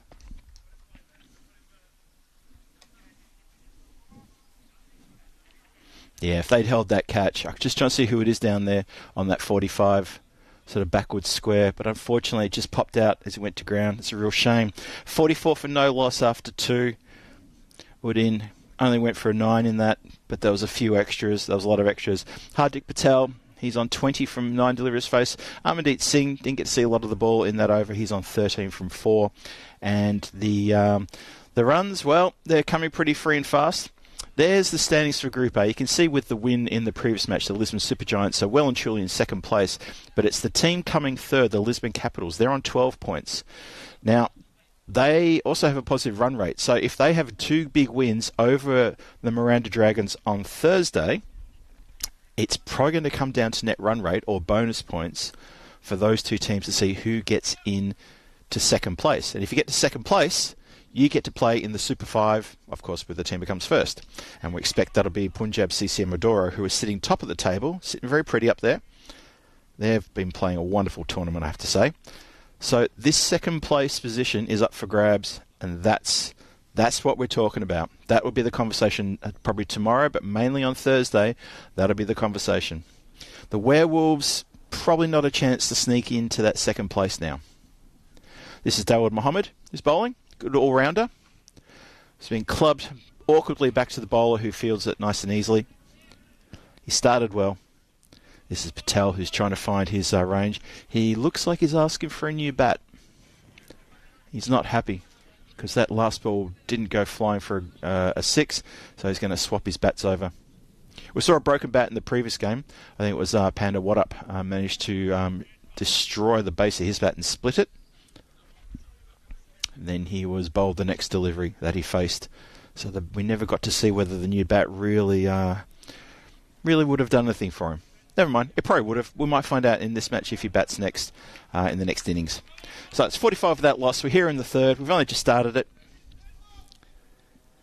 And Dawood Mohammed is bowling quite nicely. Well, looks like the bat's done a pretty good job. That's gone over point. 1 bounce, 4 runs. So the new bat has done the trick. Good hitting there from Patel. Yeah, both these two, Amandeep Singh and Hattrick Patel, they've done a few partnerships in this tournament so far. They've done pretty well. As also I have to say, Amrit Singh, he's one of the top batsmen. I think he's like about number 4 in terms of the batsmen in this tournament by runs. So he's definitely not shy when it comes to getting some good scores here. He's up there with the best of them in this current tournament, this ECS at night here in Portugal. And that is massive. That's over the fence. It's over the boundary line, over the fence, into the car park, into the trees. Big, big hit. Hattrick Patel rocks back and puts one over cow corner. Good shot. Probably one of those popular shots in T10 cricket, that, but he's played it beautifully. That is the 50 up inside the third over. 55 for no loss. Still 3 balls to come in this over. Miranda Dragons they're staring down the barrel of a very big run chase here. Need to find something. If only they'd held their catch, but ifs and buts. And that's definitely gone wide. They're going to run an extra as well. Just gets away from the keeper. Good running. Good quick call.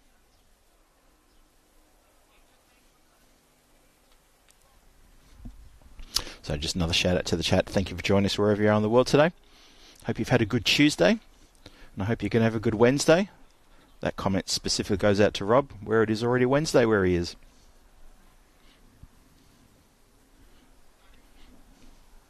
So still 3 balls to go in this over.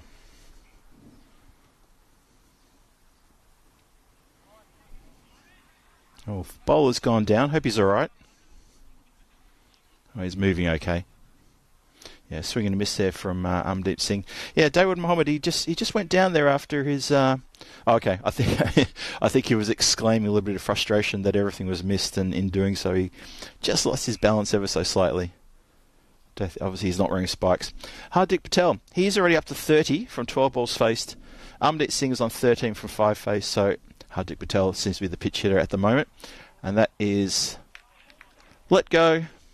Maybe he was expecting a wide, but umpire says, as you were, all good.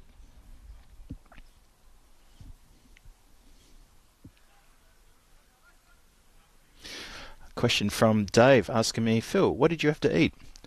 Well, the caterers here, who are a wonderful bunch of people, they put together this lovely, how could you describe it? It was like pulled chicken, lovely tasty pulled chicken dish with a side salad, very nice indeed, and my compliments to the chef on that one.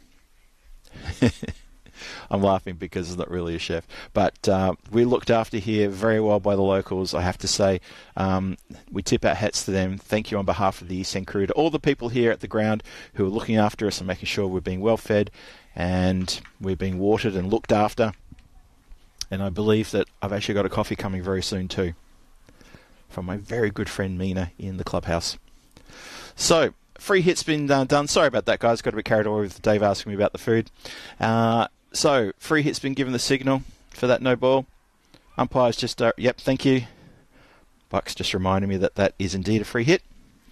Amrit Singh, think about where can you put this one.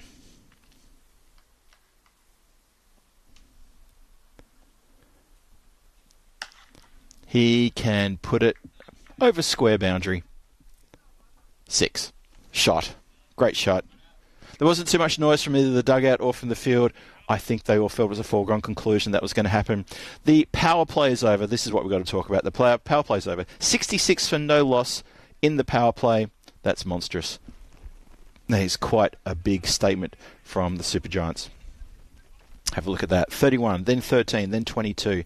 So overs 1 and 3 were quite massive. Quite.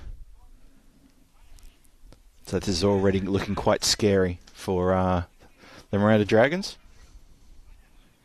And Dawood Mohammed has gone for 21 after I bigged him up a little bit about how good of an all-rounder he was. Well, if that's how he bowls, he's going to have to come out and make a lot of runs when he bats to try to justify what I said about him being an all-rounder. But he is a very competitive player. Have a look at his stats. He's having a pretty good tournament. He's getting amongst the runs and he's getting amongst the wickets. Unfortunately, the previous match, he did get run out for 1. Running to the danger end, and he'd pretty much given up about 5 metres shy of the crease. I think his batting partner really unfortunately sold him out. It happens. The run wasn't on. Anyway, that was that game. That's this game. And that is almost could have been a cry for a catch there. And it is everyone's favourite, Panda What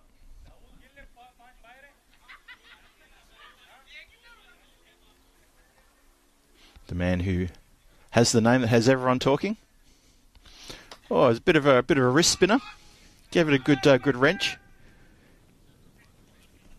Calling for the ball to be thrown in pretty hard by Bilal Tariq, who's patrolling the deep wind wicket boundary. Very straightish deep wind wicket boundary. There is another person who's a bit more square. Not afraid to give it some flight, which I think is really good to see. You will never leave them guessing if you're going to throw it up like that. I like to see a spin bowler do that all the time. The batsmen always have to have so much time to think, where do I hit it? How do I hit it? When do I hit it? That's the great thing about flighting the ball. That's a bit flatter, and that has been hit pretty hard. Bilal Tariq, he's almost got to it. Almost had an opportunity to try to get a hand on it, and it's just gotten away from him. That's 4. Score matches on to 71 for no loss. And Amandeep Singh now on 23 from 8. Hardik Patel at the other end, 32 from 16. They're batting very nice at the moment. And Panda What Up, getting a bit of stick there. Oh, I've just received my fresh cuppa. Thank you so much, Amina. I really appreciate that. It's going to keep me going. I told you, we're being looked after here. We're being spoiled. Tosses it up, but that's tossed up way too much, and that has been swatted with disdain for 6. So, someone better call the World Wildlife Federation, because this panda's getting spanked. Score now up to 77 for no loss, coming to the end of the 4th, and now it's gone inside out, gone the other direction, and that has bounced just inside the line, over the covers, 4 runs, 81 for no loss, and we are 4 overs down. Miranda Jagan's getting taken to school here.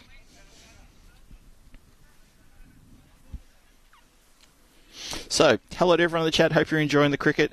I hope you're enjoying the fireworks display here from the Super Giants. That's something you should sit back and enjoy, because I think this is going to be quite a batting display. They've got 6 overs, these 2 batsmen, plus the rest in the pavilion there to come out here and show you what they can do. And maybe send a little message out to the rest of the teams here in this competition that they are serious contenders to play in the Super 5. The Lisbon Capitals, when they get their chance next Thursday, well, in 2 days' time, I'm sure they're going to do the same thing, and I'll probably say exactly the same thing. This is a good chance for these teams to really flex their muscles and really send messages out to all the other teams. The Group B teams, I think that's a stronger group. Nothing against Group A, I just think Group B's got some pretty strong, powerful names, and we're going to see them from Friday. So don't worry about that. Plenty of cricket to come. Basically, it's 20 games in Group A, 20 games in Group B. They're the group games. 10 games in Super 5, and then 2 finals. Oh, there's trouble now. Oh, no, there's not there's not trouble, because no one could get to the ball. The batsman was running hell for leather back to the non-striker's end. He'd backed up almost the whole way of the pitch. But he gets back in plenty of time. And it's Asan Memon who is the bowler. Amandeep Singh lost his bat. Hardik Patel took one on the inside thigh, I think, there. Luckily, Memon's bowling wasn't too fast. That's an agricultural swing and a miss, that one. Ball goes pretty much straight behind everybody. Keeper misses it. The deep slip misses it. Part of his job is to be a backup for the keeper, and he missed it. Everyone missed it. And lucky enough, the man at fine leg was fine enough to come around and take care of that. In fact, yes, fine leg is quite fine. So just behind the bat, you've got, obviously, got that deep slip I'm talking about in the keeper. And then there is a fine leg in a pretty sort of fine area. And then there's a second fine leg who's a little bit square, but more regulation fine leg. That doesn't matter, because that's something for the ball girl to chase. She had a spare one in her hands already. She's getting very good at this. Well, so many sixes have been hit. She's getting exceptionally good at this.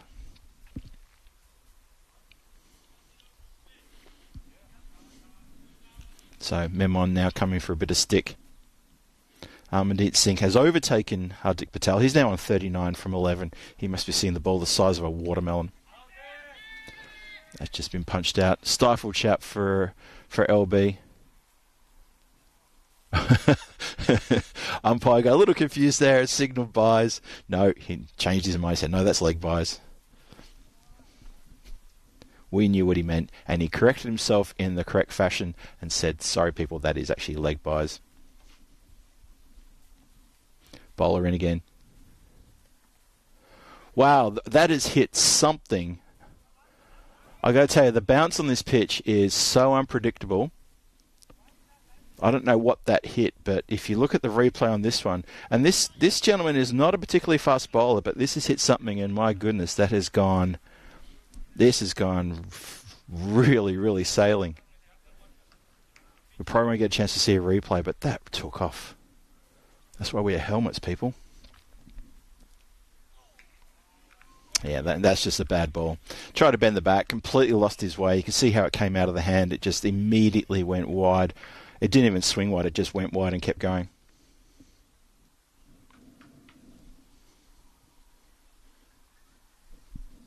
So Memon in again. That's been hit uppishly. There's a chance for the fielder if he can. No, he's not going to be able to get in time. Just a couple of bounces. Teasing. Absolutely teasing is Amandeep Singh. Just pops it up in the air, takes a single, and basically turns to the person on the boundary rider and gave him a look as though to say, yeah, can you catch that? Can you run in? He hit way too far. He had to come in a long, long way for that. Regulation, mid-wicket could have taken that. Hardik Patel goes inside out. It goes out to point. And the throw from Panda Waddup to his older brother, Hugh Waddup, who's the keeper today. I'm sure with a surname like that, you all would have thought that. That's 5 overs gone, 94 for no loss on the board. Massive score coming your way in the next 5 overs. Strap in. How far can they go? Miranda Dragons really searching hard for a breakthrough here. They need something. They need to have something to cheer about, these guys. They're a new team. This is only their, let me get this right, their 6th game together, I believe. So it's early days for the team. They're a very positive bunch too. Listening to them talking in their huddle in the break, they're very positive, and they're a great bunch of guys too. So here comes Panda's wrist spin. That's been punched out to the boundary out there at square. And just the 1 run. So yes, just in case you didn't catch that, Hugh Waddup is Panda's older brother behind the stumps. Tossed up again. Fielded off his own bowling. Dot ball. Generous round of applause from his teammates for the dot ball, and I think that's good. Good to see. Very important.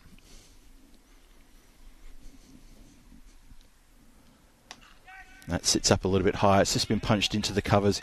Extra cover. Fieldsman took his eye, which at the last minute stops it from getting to the boundary. His throw hits the stumps. I think the batsman was well and truly grounded. Even sort of overemphasising the fact that his bat was on the ground. That was Amandeep Singh who made it home. But the throw hit the pegs, which is always good to do when you're in the outfield, that's for sure. Hardik Patel has hit that up in the air and just wide of that fielder at that 45, and it's gone past him for 4 runs. So just no luck falling the way of the Miranda Dragons at the moment. It's such a shame. They'd be so buoyant if they could pick up a wicket here, just to be able to get a bit of a sniff and just remind themselves. And that is the 100 up. 100 for no loss, 5 overs and 4 deliveries into this innings. Oh, and there's an opportunity for Hardik Patel to put that one absolutely into orbit, and he's missed it. He rocked back, he got in position. All he had to do was to help it on its way, and it would have gone interstellar, that one. But it didn't happen. 102 for no loss. So hang on a second here. I think the umpire's asking for someone's gear to be put back on, or put back into the back pocket. If something had a hit, that could have caused some penalty runs. So good spot there from the umpire.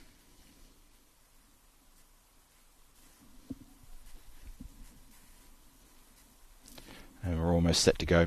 Hugh just getting the gloves back on. His brother's a bit keen to get this next delivery in. 2 balls left in the over, people. And that's been sort of half swept, slogged, 4 runs, just backward a square. Bit too easy here, isn't it, for the Super Giants? Not a lot of pressure coming from the bowlers, unfortunately. And to the credit of the Super Giants, though, they are picking the gaps. I have to give them that credit. It's not just luck from their side. They're batting very intelligently at the moment. Let's just punch down the ground. Zeb comes off the boundary line. Ball takes a bit of a Tortuga bounce, bit of a tricky one if you're in close. Panda Watt playing the juggling game there at the non-strikers end as the ball gets thrown in. That concludes the 6th over. 6 overs done. These two batsmen are carrying the bats all the way through. 107 on the board, 4 overs to come. Surely they'll be looking at score in the 150 and the 160 mark. The next 4 overs could be really critical here, especially for the Super Giants' net run rate. And that's the thing that I'm concentrating on at the moment, is that they're going to want a really good net run rate to protect themselves should the Lisbon Capitals end up on the same number of points to ensure a berth in the Super 5, which starts on Monday, June the 3rd, after we get through the Group B group stages. That's something to think about. Just keep that in the back of your head. Chris Smith with the facts there about the What Up Brothers. Thank you, Chris. Thanks for putting that in. Yes, both played for Coimbra Knights, and Hugh is indeed 11 months older. Born in January, and Panda was born in February the previous year. And that's been cover-driven, swatted, boundary, 4 runs, good shot. Amandeep Singh brings up his 50 with a really aggressive shot there off 18 deliveries. A very good innings from him. He gave Hattrick Patel most of the strike at the start of the innings in the first couple of overs, but he's taken over from now, and that's a really good half-century, well-deserved. Let's see if he can go on and make something big here. 50 to Amandeep Singh. Oh, bends the back. Gets a lot more lift there, does he? That's your bouncer for the over. Instructs umpire Bucks. And Udin gives him a nod. He knows. 111. Lord Nelson on the board. It's gotten a little bit too close for him to play that sort of shot. I think it's just come off the pad and ricocheted behind the stumps. It has indeed done that. Not off the bat. Now Hardik Patel, he'll be looking at his counterpart thinking, well, you got your half century. I think I'll help myself to one as well. Let's see how he goes. Miranda Dragons searching for that breakthrough. Still searching for that one wicket. That'll put a big grin on their face and have them say, yes, we definitely took wickets that night. Udin again. Oh, a miss-hit into the covers. You could hear the way that sounded. Just didn't sound right. Shy at the stumps. Wasn't too far away in the end. And Patel was, I wouldn't say he was pedestrian in his running, but might have caught him off guard there. Could have been on. Good work in the outfield there. Very good work.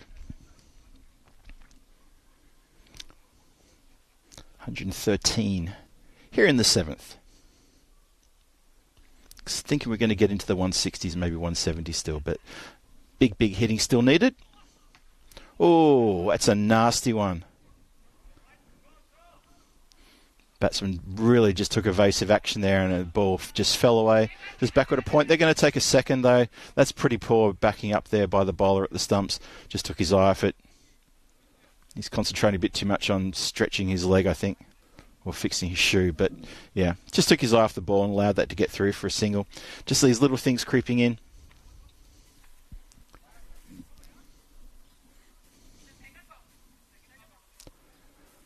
I think the batsman's asking the question about that previous delivery because it did get up quite close to his helmet. Now, I think that's what he's saying.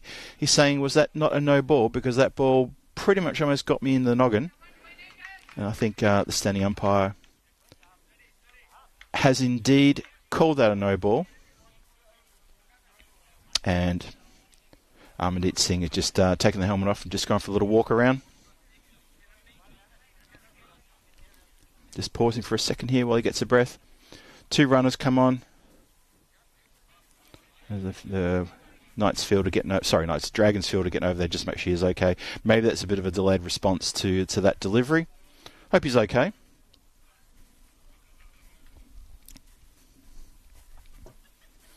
Yeah, umpire just keeping an eye on things as well.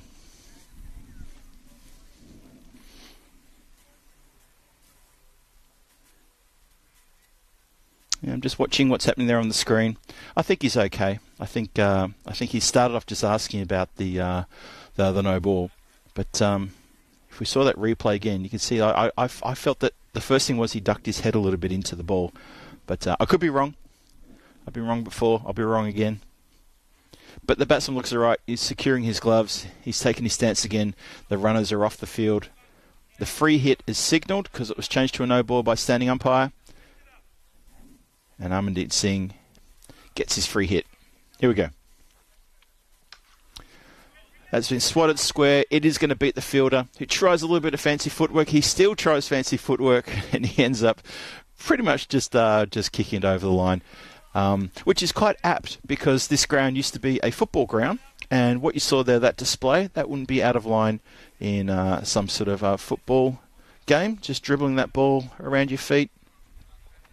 But he did kick it over the line for 4 runs. Score goes to 120. One more ball to come in this, the 7th. And that's massive. Big cheers from the dugout. Big hit. Hits the wall, bounces back for 6 runs. Amandeep Singh races to 60. He might have 100 in his sights. You never know. There's 3 overs. There's plenty of time. There's 21 deliveries left. Mohammad Udin goes for 25 from his 2. That was a good hit. Hardik Patel, he'll be facing the next over. He's on 39 from 22.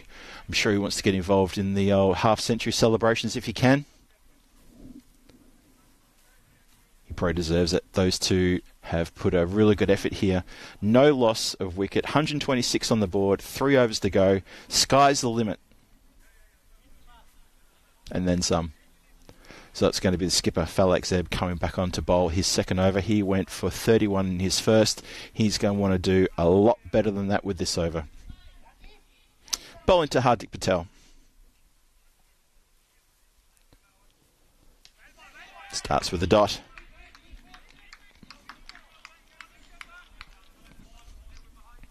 Have a look at this one. Yeah, didn't really do much swinging, just pretty much kept going on. Didn't bounce too high. Patel was already sort of halfway through his prepared shot before he knew it. Amandeep Singh has said, I've had enough of this. I want to get down there and I want to take strike. He pretty much set off for that bye just as the ball was released. And I think Patel's probably thinking, mate, give me a chance to get my half century, would you? But there it is. Amandeep Singh. No, just an under edge. It could have gone anywhere. Fielded by Hugh Wattup, wicket keeper. Underarms it back. Yeah, is it possible that Amandeep Singh scampered through for that bye because maybe he is eyeing off a ton? Be the first one here. Well, he's gone up and over, and that is 6. If that's what he's thinking, they're the kind of shots he'll be playing. He's got time. He's got plenty of time, folks. You could see 100 here today. You could see that tonight. It could happen. And poor old Falak Zeb. You've got to feel for him. The skipper. He's been knocked around the park. And right on cue, he's then sent to the leg side cow corner for another 6. That's back-to-back 6s. So suddenly Amandeep Singh is up to 72 from 26. I would have to say there's every possibility he'll get a ton here. And that would be fantastic for him if he does. And fantastic for the Super Giants if he can get there. Oh, he's edged it. It like it was giving catching practice to the keeper. It was just a clumsy little gentle prod that only succeeded in getting a faint edge. And the mitt, the right-handed mitt, got stuck out from the keeper. Didn't get to snaffle it, unfortunately, for the keeper. But still, it wasn't a chance, but it was almost a chance. So, the run rate is 17.5. The Lisbon Super Giants, 140 for no loss after 8. 2 overs to come. And Amandeep Singh, who's at the non-striker's end. Sorry, he's at the striker's end. They did cross for that. He might be thinking, He might be thinking hundreds on here. He's still got a bit of work to do. There's only 11 balls left for him to pick up, 27 runs, which is very gettable, especially a man who's striking the way he is. Let's have a look. And he has gone aerial for another 6. So he's getting closer. 146 here in the 9th. And Amandeep Singh moves to 79. 79 from 29. Dave in the chat, is Phil in jinxing mood? I'm always in that mood. That's my standard setting. And that's another big 6 from Amandeep Singh. He's just loving this. And he is helping himself to a ton here. I guarantee you he's going to get it. He's now gone 85. There are still 9 deliveries to go. 3 to go in this over. And poor old Asan Memon is getting torn apart by Amandeep Singh. He's going to try changing sides. He's going to try coming around the wicket. Let's see if that makes a difference. Oh, made a bit of a difference. Oh, well, Hardik Patel ran for the bye. Amandeep Singh was a bit slow out of the blocks there. But it is indeed just the one bye, as they had to take evasive action from that short ball. Have a look at this one again.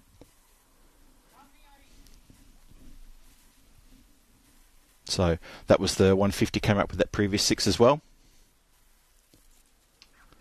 And Hardik Patel has clipped that backward a square away from the fieldsman for 6 runs. So now he's saying, well, before you try to get 100, Mr. Amandeep Singh, my friend and teammate, why can't I help myself to a half century? He's edging closer. He's on 45 from 25.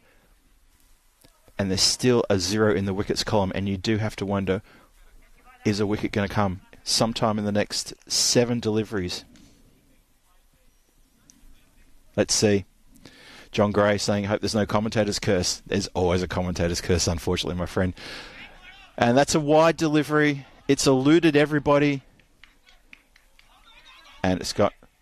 Well, the umpire signalled 4, and I'm not sure what's happened there, because I feel like the players are not sure. That's unusual. So the umpire signalled 4, and the players were reacting as though... I think it was maybe just the batsmen reacting as though it was still live. Bit of confusion there. Just a little bit of confusion. It's just been cleared up now.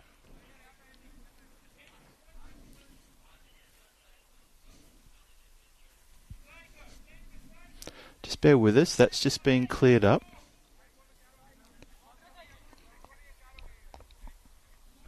I'm just taking a sip of coffee while they talk about that. Yep, the batsmen change ends because it is indeed 4. Yeah, the confusion was maybe the fieldsmen... I'm not sure why the fieldsmen were sort of reacting as though it wasn't 4. I mean, they were right there. And that's a bit bizarre. So, swing and a miss. And that's how we're going to finish the over. So, just to recap, that was... umpire, I believe that gave it as 4 byes on that second last ball, and that's why the batsman had to cross back over again. Now, that means it's the end of the 9th. Let's have a look at those bowling figures. Whew. What can I pick out as a good bowler there?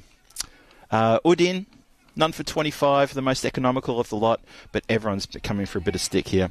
It's just been a really tough day in the office for the Miranda Dragons. But like I said, they've only been a team for not very long, literally for a handful of games. This is their first tournament together as a team, and like I said before, it's a learning curve. Every team hits a learning curve, and it takes time. So, we have Dawah Muhammad. He's coming to bowl his last. Amandeep Singh needs 15 off the next 5 deliveries to get 100. He's going to come close. I've said I think he will. I've said I think he'll get it. And it's been punched down the ground. It's just to the feet of the cover fieldsman, and that's a single. And I think he's realised he's blown his chance at maybe getting 100 here. He goes to 86, but he's at the non-striker's end. Yeah, just mishit then. Very good work there in the field to get behind that. That's a wide delivery. Well, the desperation to get on strike and the underarm from the keeper, he's hit Hardik Patel. Hardik Patel probably had no idea that ball was being flung at him. I don't think there's any case there for the fielding team to suggest otherwise. There was nothing in that. But Amandeep Singh, he was keen to get back to the striker's end. He really wants that 100. And that's a bad ball and treated accordingly. It's been already signalled no ball and a 6. Amandeep Singh moves to 92. I'm getting out my red marker pen. I'm getting a piece of paper because I think he's going to get there. What do you think, chat? Is he going to get this one? Talk to me. What do you think?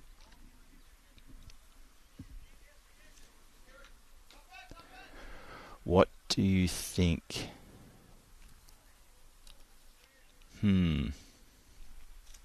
Free hit signalled. So he's got every chance to get even closer now with this one.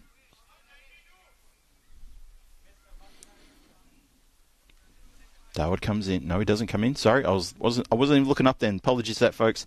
He's not looking up. I'm not looking up. It's all getting a bit exciting now. There's only a few balls left here.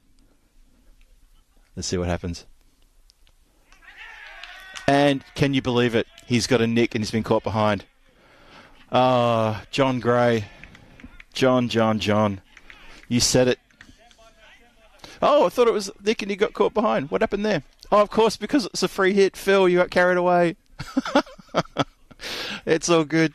And instead he's done that, which is what he wanted to do anyway. So it's still on. Oh, I'm sorry. I'm getting confused here. Of course, it was the free hit. So, of course, I've just gone, he's made a mess of that. So, he moves to 98. That's the bottom line. Amandeep Singh, he moves to 98. Off 36. He's got all the time in the world. Well, technically, he's got 2 deliveries. Let's see. What do you think? What do you think, chat? What do you think?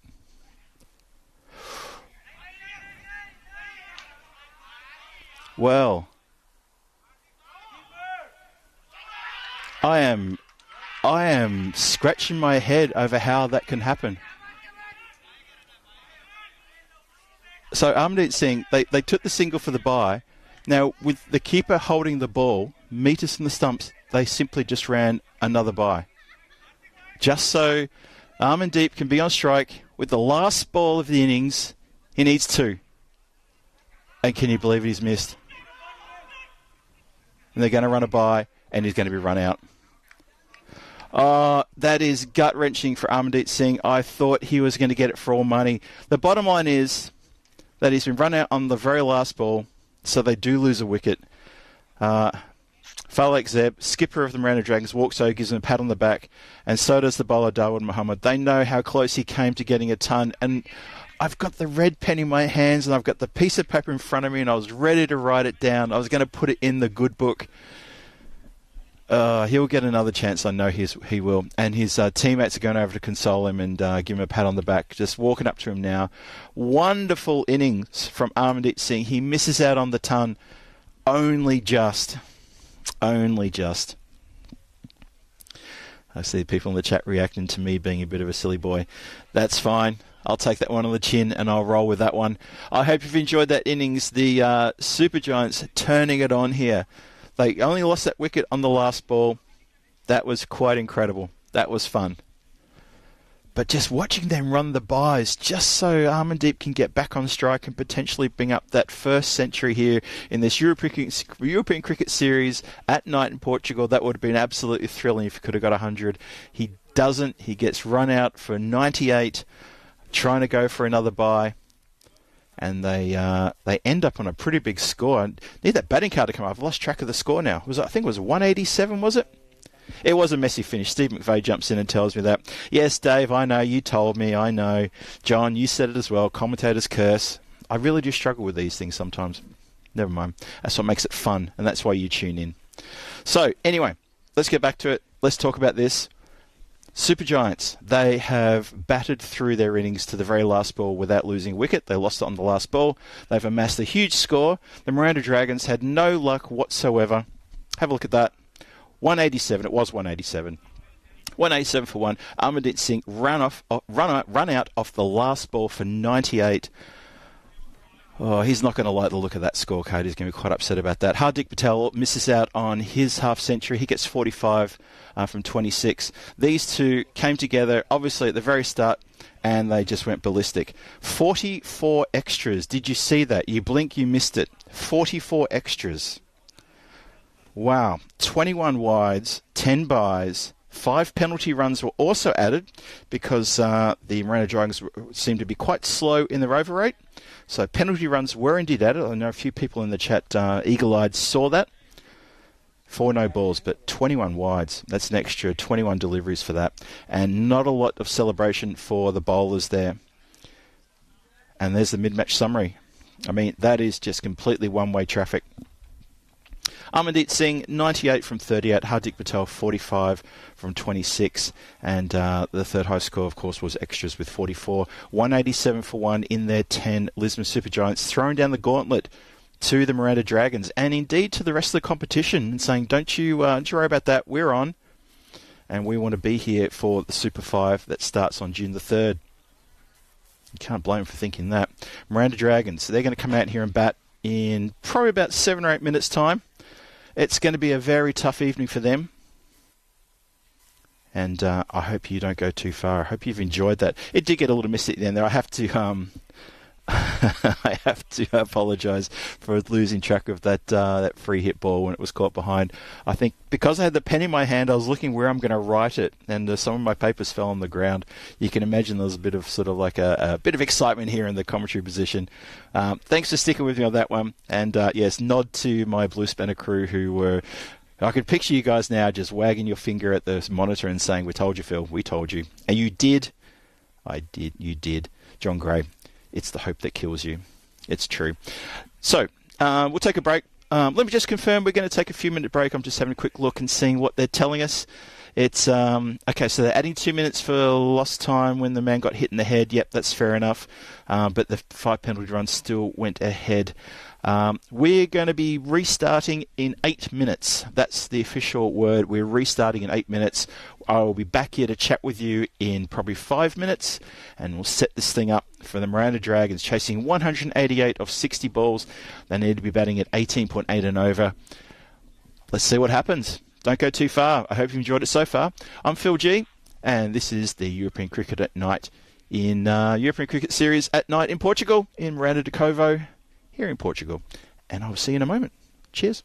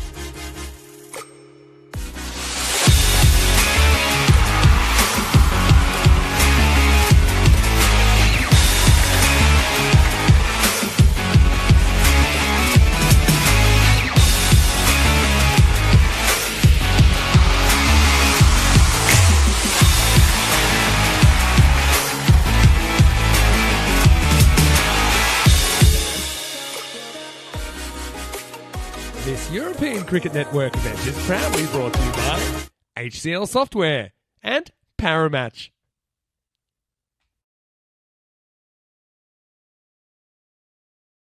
Welcome back to everyone out there in YouTube land who've joined us here for the run chase. The fielders are coming out, the players are coming out, the umpires are going to their positions. It's been 83 matches since the Golden Ball. And if you want to give a shout out to a Golden Ball for this match, then you're a braver man than I am. But let's see. Just a reminder, tomorrow in Estonia, up there in Tallinn, the Estonia ECS continues with Charlie Hunt making it all happen up there. And, of course, the T20I in The Hague in Netherlands. Match 4, Netherlands versus Scotland. That's a tasty morsel, that one. And, of course, us here tomorrow night. Punjab CC Amadora return, where they get to face the Werewolves. Has the Punjab CC Amadora got the silver bullets in their arsenal, or are the Werewolves going to cause an upset?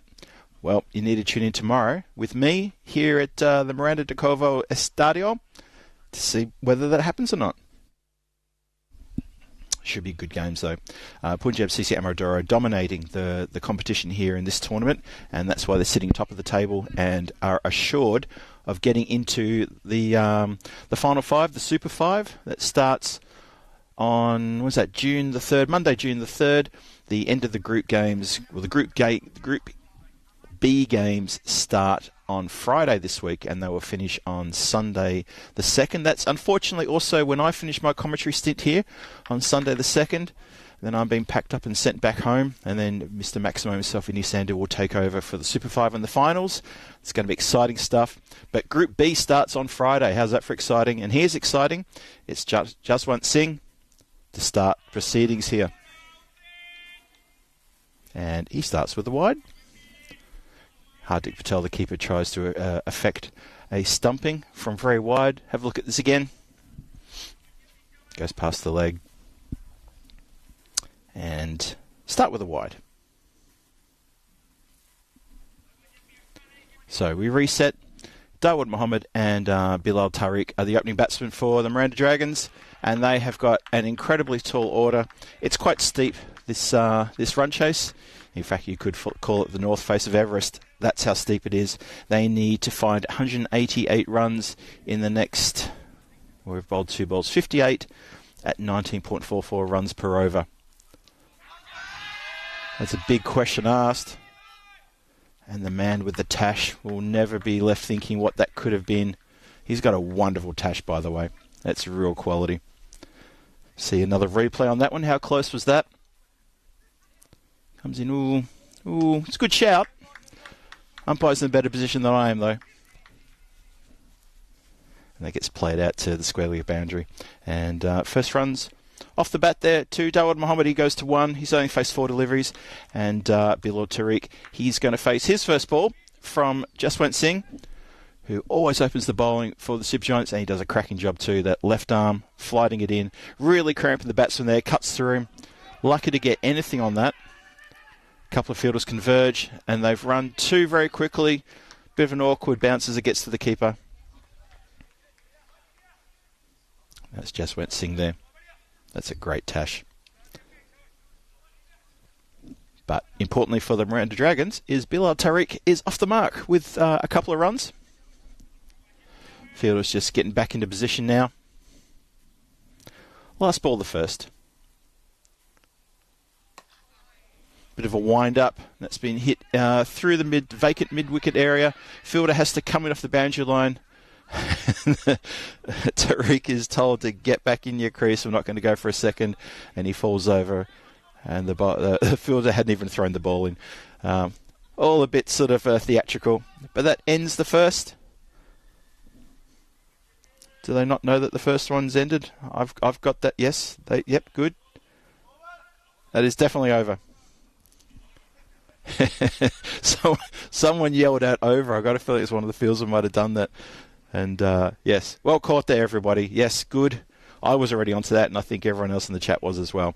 So 4 without loss with 1 over done. 9 overs to go, 54 balls. They need to go at 20.44 and over to the Miranda Dragons to sneak a win here. It's a tough ask. It's a very, very tough ask.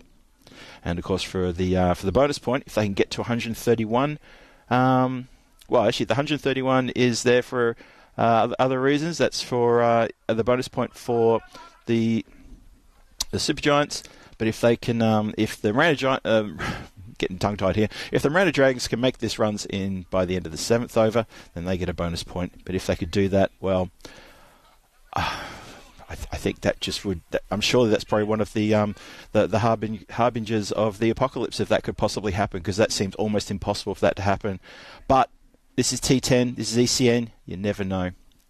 Now, Samad is coming into bat. Oh, he's been smashed with absolute disdain over the covers. That's a lovely shot. Tariq, who actually really impressed us in the previous game. He had a couple of big boundaries, a big couple of sixes and a 4, and he has swatted that one away. So Samad has been put into the boundary. First boundary of the innings.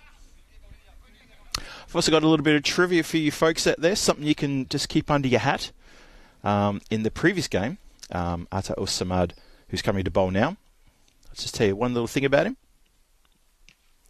That's hit on the pad. They're just going to get a leg by. Just falls there on the offside. And Samad goes to ground. Just something to note. Samad bowled to Falak Zeb, the captain of the Miranda Dragons, in that previous match.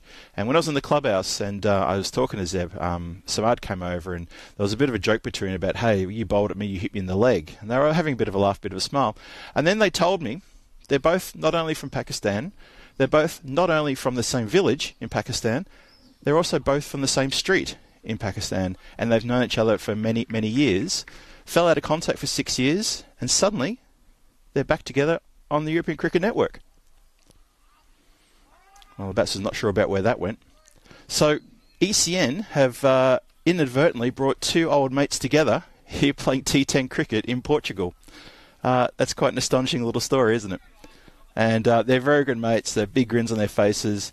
Funny thing, though, is that obviously Samad is a bit younger than Falak Zeb. And he said that when I first saw Falak, he didn't recognise me at first. And yet they've been mates for so long. Top ball there. Miranda Dragons, 9 without loss. Samad doing up his shoe. But that's a wonderful story. Coming from the same street, in the same village, in the same country, only to appear together in on the European Cricket Network years later. Pretty cool. So, the Miranda Dragons, they're currently 9 without loss. Dawood Mohammed, he's only just got the one, and of course Bilal Tariq, who hit that wonderful 4 at the start of this over. Just flexing his muscles, getting a few runs on the board there. It'd be good for him to get some runs. It'd be good for the Miranda Dragons to get a few runs here. This run chase is going to be quite difficult for them. It's going to be very, very steep. So I would like to think that they can try and get amongst it and maybe try a few things. Maybe the batsman who may come in next or whatever, they'll try it as well. We're just having a slight little pause here. I think there might be just a little technical glitch that just needs a little bit of ironing.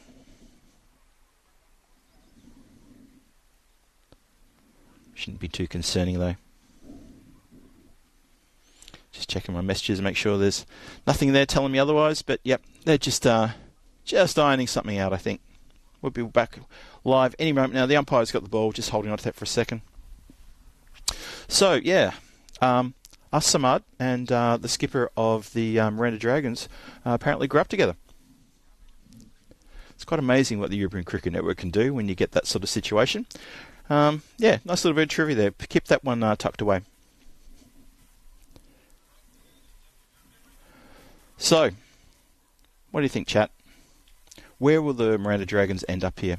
They need to get a few runs to feel good about themselves in this tournament. And also, it just would be good for them to feel bat on ball and try a few things and just try to get their batsmen to have a little bit of a workout there in the middle against the Super Giants.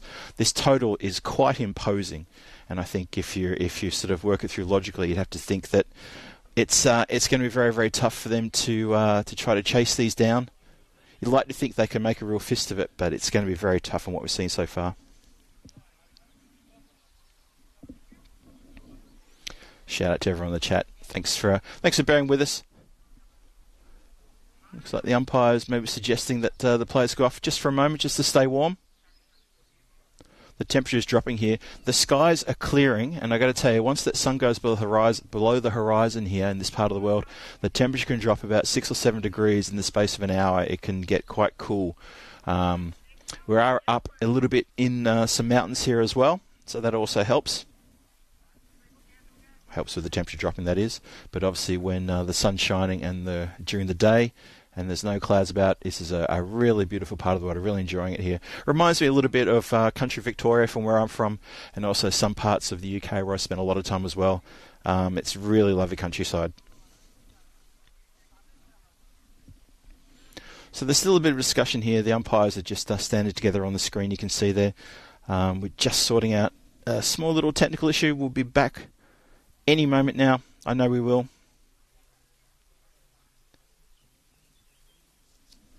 We've only had one over and a bit.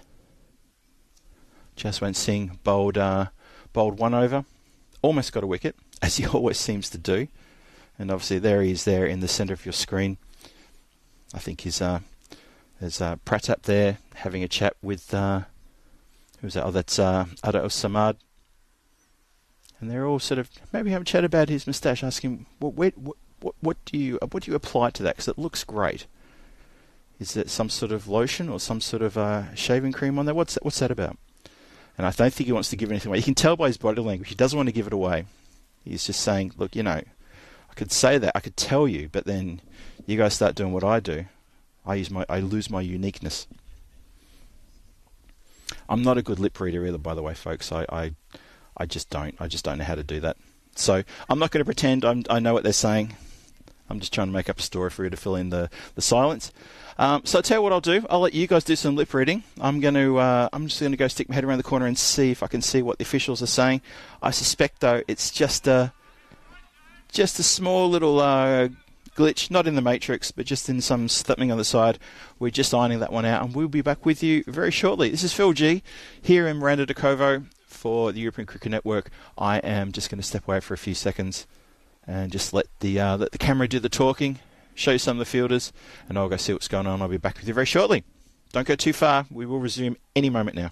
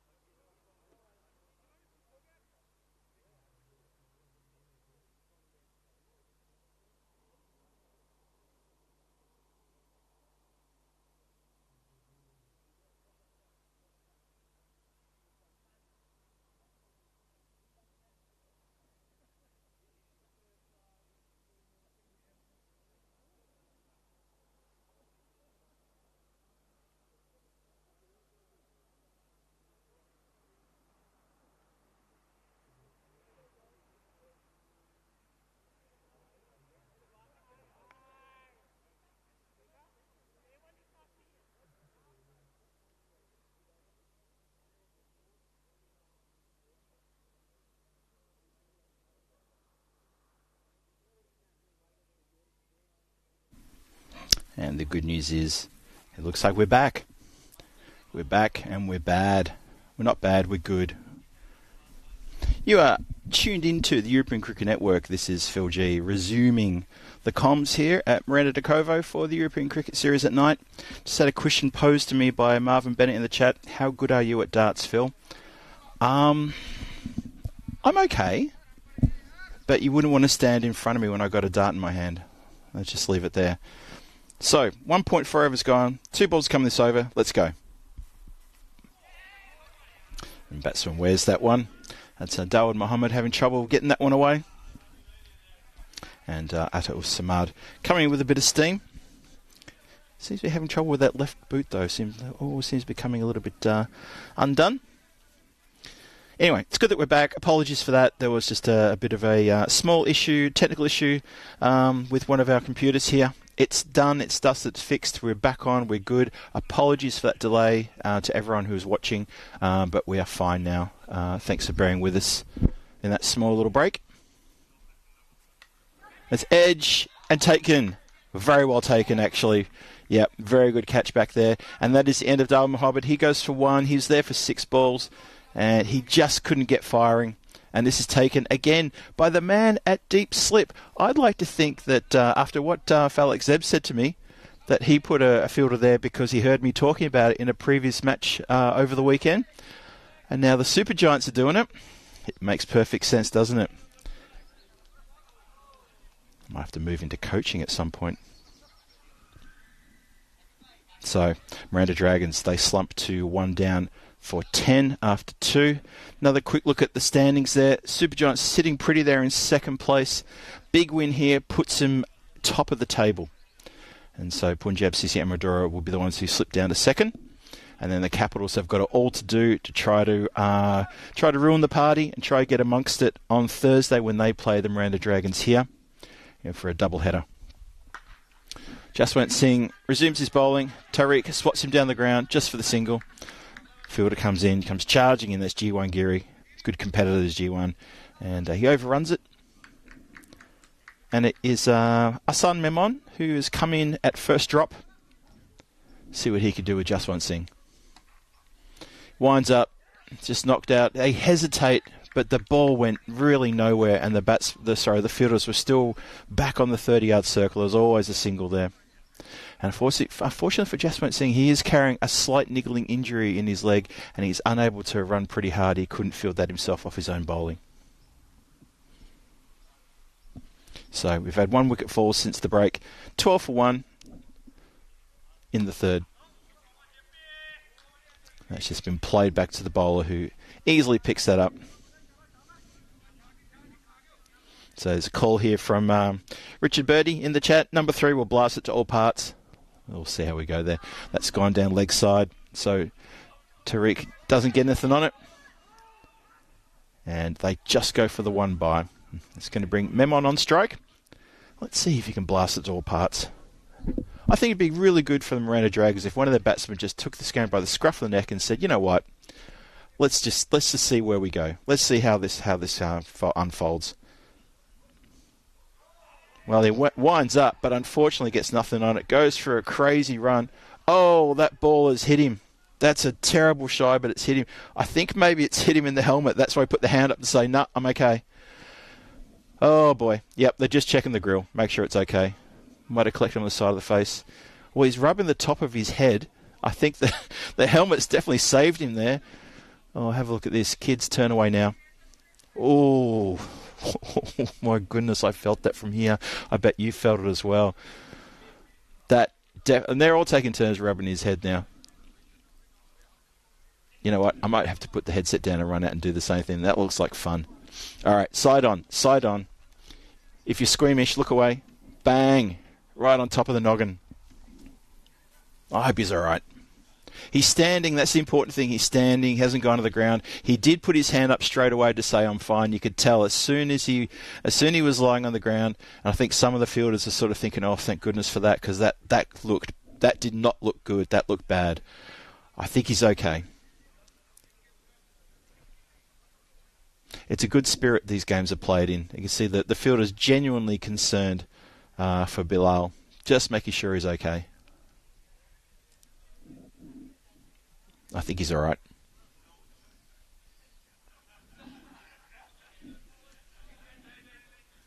Looks like we're going to resume okay. Yep, Hattrick Patel, just asking him again if he's all right. Sorry, that's not Bilal, that's Ahsan Memon. Bilal is at the non-striker's end. So, yeah. Well, obviously, Ahsan Memon will now have a reputation for having a very hard head after that. We're going to resume. He's okay. We'll keep an eye on him, though. We don't want any sort of delayed sort of thing happening. We'll keep an eye on him. There's a swing and a miss at that one. 2.5 gone. So this is a very eventful, incredibly eventful over. I hope Hassan's okay, though. And Jaswant Singh finishes his second over. He's unsuccessful, doesn't pick up a wicket. And that is indeed the over gone. They have counted that correctly. That's 14 for 1, Miranda Dragons at the end of the third. That's the power play done and dusted. Just have a look at this last ball again. Winds up, just bottom edges it just into the ground. Nothing going on there. And things just not falling in the right place for the Miranda Dragons. Just really struggling to get bat on ball. Struggling to find the boundary line. And you compare it to these sort of run rates. Wow, that was an interesting graph. I don't think they got that many in the last over, though. Anyway. 14 for 1 after 3. The power play is done and dusted. It's now Tariq, and he's facing Samad.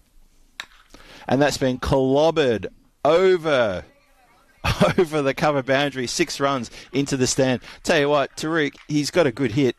He's coming to the side for the first time today, and when he's middled them, they have flown. Those Grizzlies have gone airborne. So he's no slouch with the bat, folks. And maybe he'll be the player to say, look, give me a chance. Let me show you what I can do. Let's work with that. And that's a good starting point for the Dragons. Let's see what happens now. And the umpire was just making sure the ball wasn't bent out of shape. The stand over on the square side, on the offside, as you look down the camera there, has taken a fair bit of pounding from these Grizzlies. That's wide down leg side. 21 for 1 here in the fourth.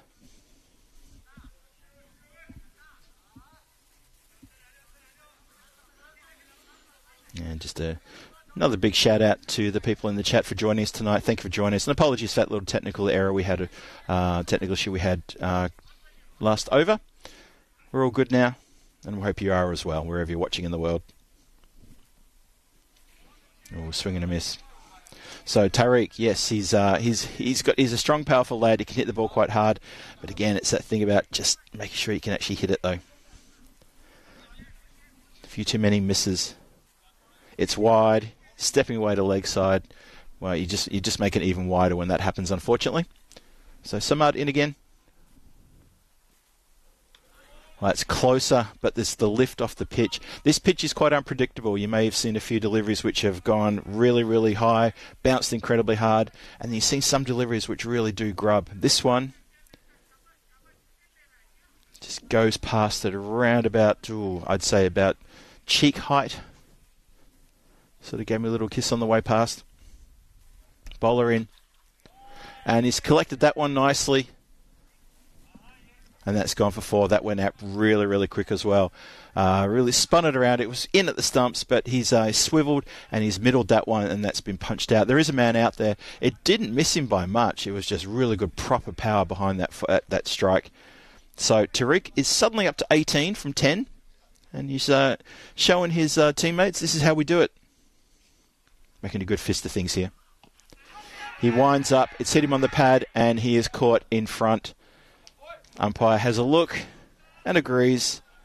So, his quickfire 18 off 11 comes to an end. Samad is successful in his over.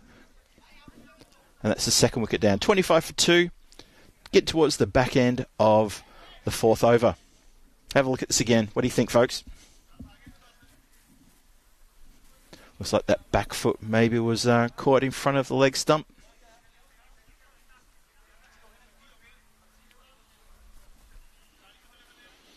So one more to come.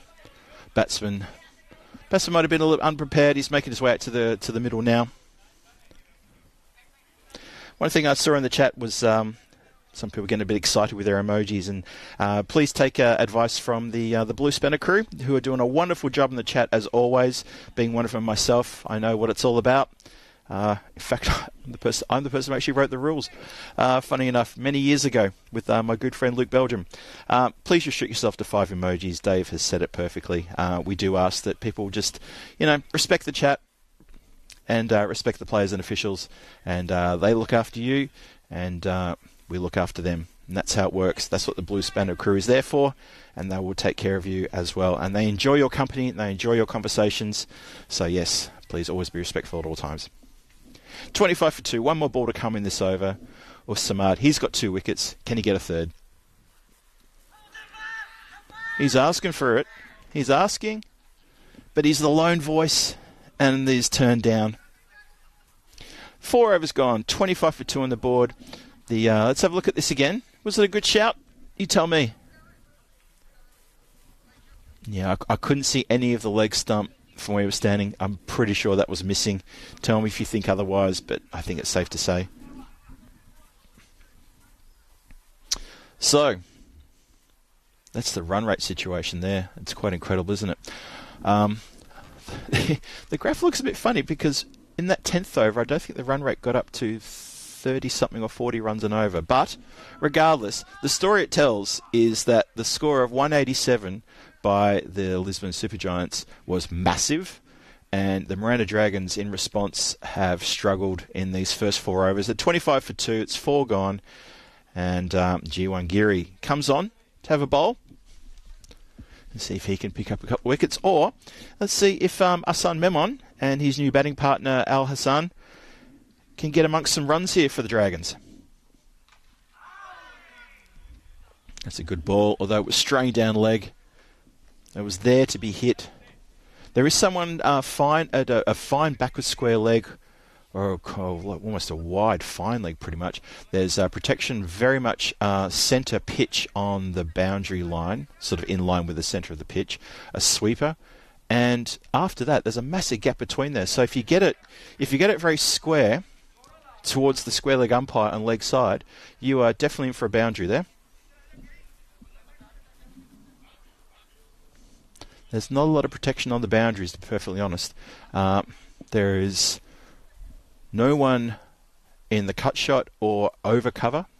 There is a long off and a long on. Oh, see, that's that variable height and unpredictable height I was talking about before.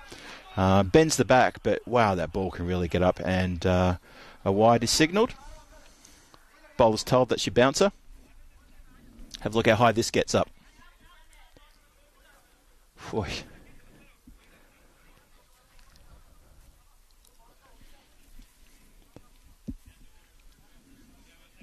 Bowler in. He's got an edge on that one, and just a couple of bounces to the man on the boundary at that third man. It's no longer a deep slip. He's now outside the circle on the boundary line down there.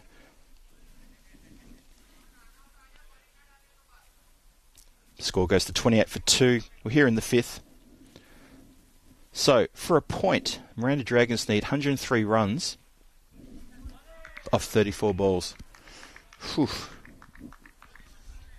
So that's the reason for that 131 in the brackets there. That's to enable the batting side to get an extra bonus point if they can do that. But that seems like an awful long way away when you're halfway through the 5th and it's only 28 on the board. And the ball is zipping past the batsman's blade. And Al Hassan is having trouble trying to find it. And I think what he needs to do, and I think the chat is probably going to be all behind me on this one, what he needs to do, he needs to get bat on ball. Doesn't matter if you block it or hit it for a single. Not everything has to be massive down the ground, cow corner, swat shots. Just needs to do something. And he goes aerial to a vacant mid-off position. Long off runs in. That's Pratap, who's fielding just in front of me here. He rushes in and fields the ball. But yeah, just no power there, just a bit of a mishit.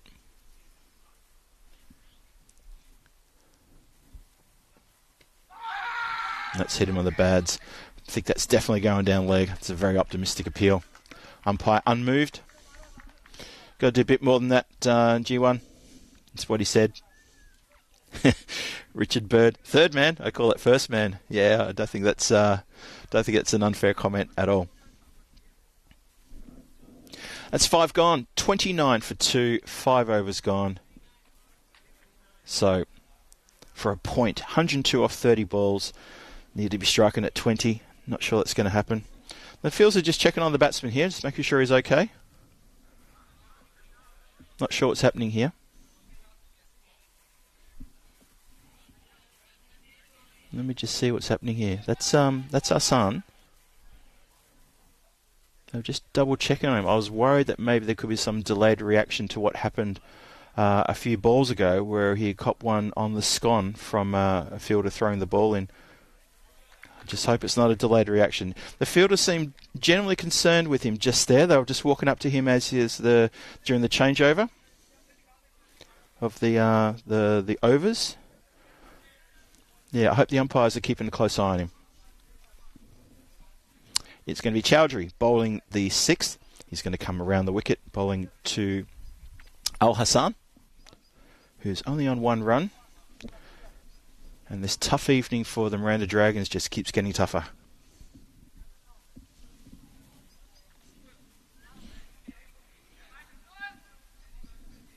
Yeah, in the chat, they're suggesting Dave's even suggesting that player is a backstop. He has actually moved wider now. He's no longer really behind there. Well, that's gone straight up. There's a chance for a catch on the boundary line and taken inside the line. Very good catch. Good judgment there. And that is Atta Samad. He's taken a really good catch there. Judged it really perfectly. Straight into there. Watched it all the way into the mitts. Good catch. Chowdhury gets 1 with his first ball. So 29 for 3. New batsman striding to the crease. I'm looking around the field. I can see the Super Giants literally rubbing their hands.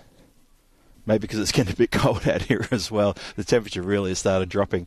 But also I think they're rubbing their hands with a bit of glee, thinking, yes, we're going to do well here. I believe that was Hugh Waddup. Yes, it is. It's Hugh Waddup who's come out to face the music. Stands almost baseball style. And maybe you have to think about that because he's been bowled clean. And he has to take the long walk back. It's taken him longer to walk one direction than he spent out there in the middle. He literally got there. Bowler came in. Well, you saw it. He was there for 3 seconds. And the ball comes in now. And he's gone. So, Hugh Waddup doesn't disturb the scorers. And he's already gone. So, all sorts of trouble now. Well, they were in all sorts of trouble pretty much in the first couple of overs. There was always trouble. The important thing, though, is Chowdhury's on Hattrick. And I think that's something worth having a look at. So, Hossein Lockman has come in. He's taken his guard. And he is going to try to keep out a Hattrick. So, Chowdhury. Hattrick ball. And he gets it. He gets it. He's hit his stumps. Oh, well done. Well done, Chowdhury. Gets a hat-trick. That's going to go in the good book. Good work to Ratul Chowdhury. He gets hugs all around. He's got a big grin on his face. His first 3 deliveries in this innings. 1, 2, 3. It's a caught and it's 2 bowled. Hit the stumps. Big agricultural swipe there by the batsman. He knew he was on here for his hat-trick because he thought, well, the batsman's just going to try to go for a swing. I just saw someone in the outfield, one of the Super Giants guys, literally do a backflip. And he's going to go again. Yep. Oh, he does a one-handed handstand backflip. He's showing off for the Miranda Dragons dugout over there in the extra cover boundary. That's Nikhil Chand out there who's turning it on for the crowd. Good for you. I mean, he's not even involved in the wickets here. It's Chowdhury who got the wickets, but it's good to see Chand right in front of the dugout for the Miranda Dragons, literally just doing backflips for them. A man of many talents. So, well done. Hat-trick. We have a hat-trick here in the night series now. Wonderful. Well, that's been hit pretty hard out to the boundary. Just to make sure we're not going to see a fourfer. or not yet anyway, and that's 4 runs smashed out to the square boundary by the new batsman, who is Tanveer Ahmed.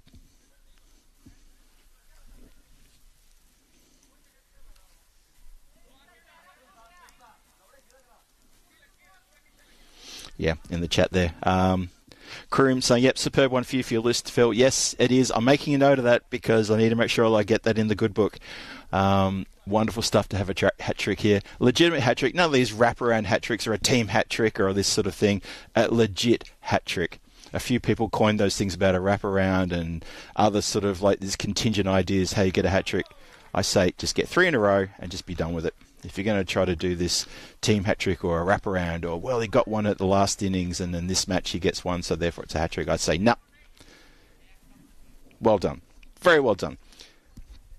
So, yes, I am actually writing that down because I want to make sure I note that I managed to call a hat-trick. Small things, people, small things.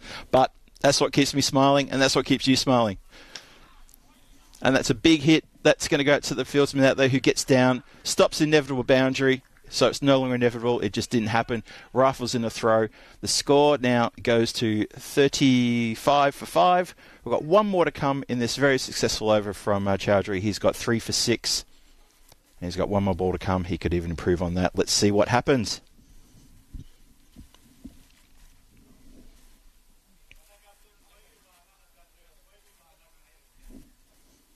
Our son Memon looking to keep it out.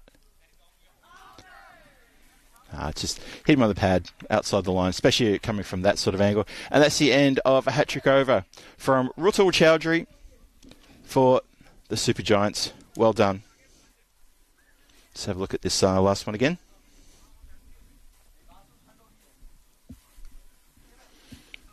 Six overs gone. 35 on the board, 5 wickets down. The target for a bonus point and for a win, I'd say, are pretty much out of scope for the Miranda Dragons. Not too sure they're going to be able to make that. The numbers say they can still do it. 96 needed from 24, trying to hit at 24 and over, trying to hit at 4 runs every single ball. Oof.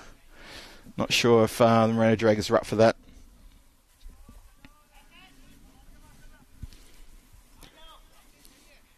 So G1 Geary is going to resume, just marshalling his troops. He's looking at the man at deep backward point and trying to get him to come around a little bit finer. He's getting his third man to go finer to a backstop as well. Can't really tell what's happening there. It's a mess of yes, no, start, stop, and they eventually scuttle through for just a single.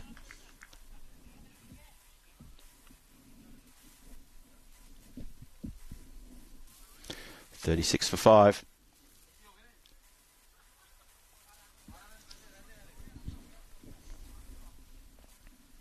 G1 Geary. He's bowled first over, only just 4 runs.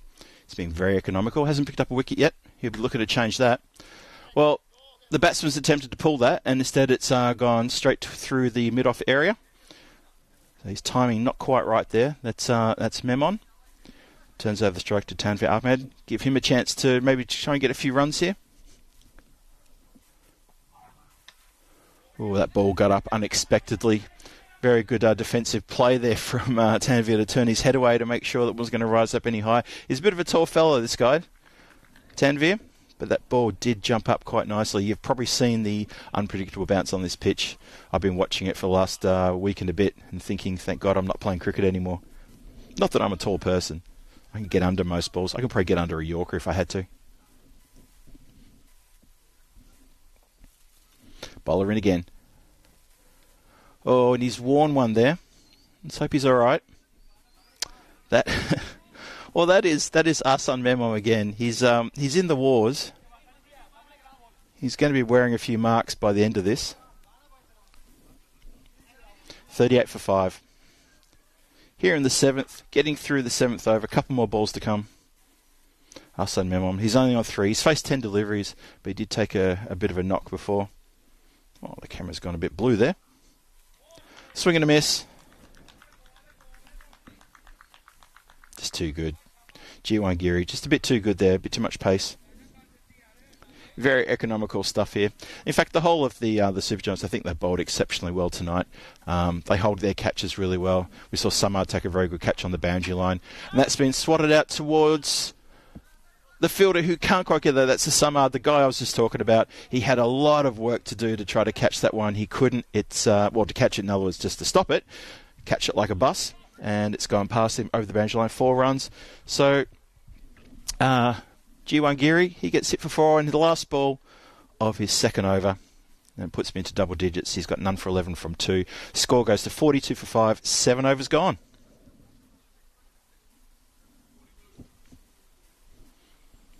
So 3 to come. Looks like it's going to be Ruttle is going to come back.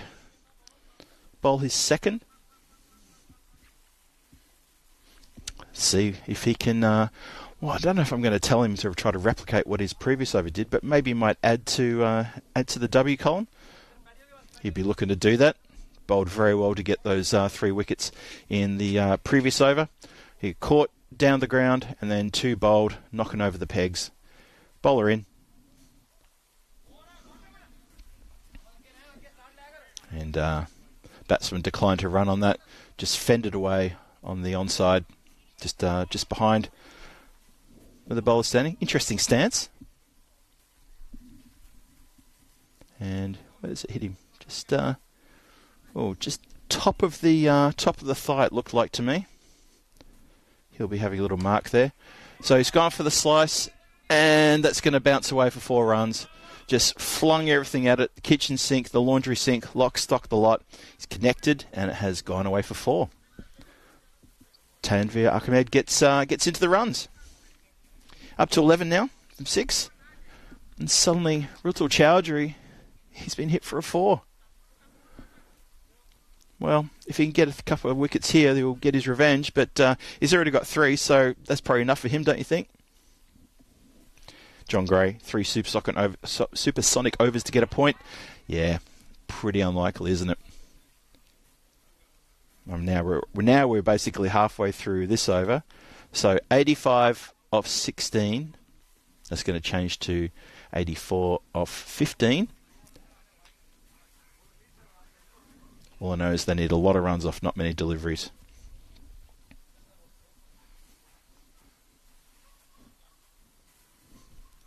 Rutul in.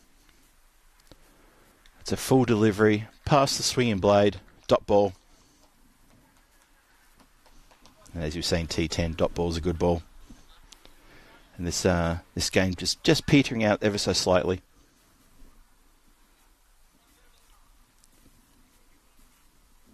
$48 for 5.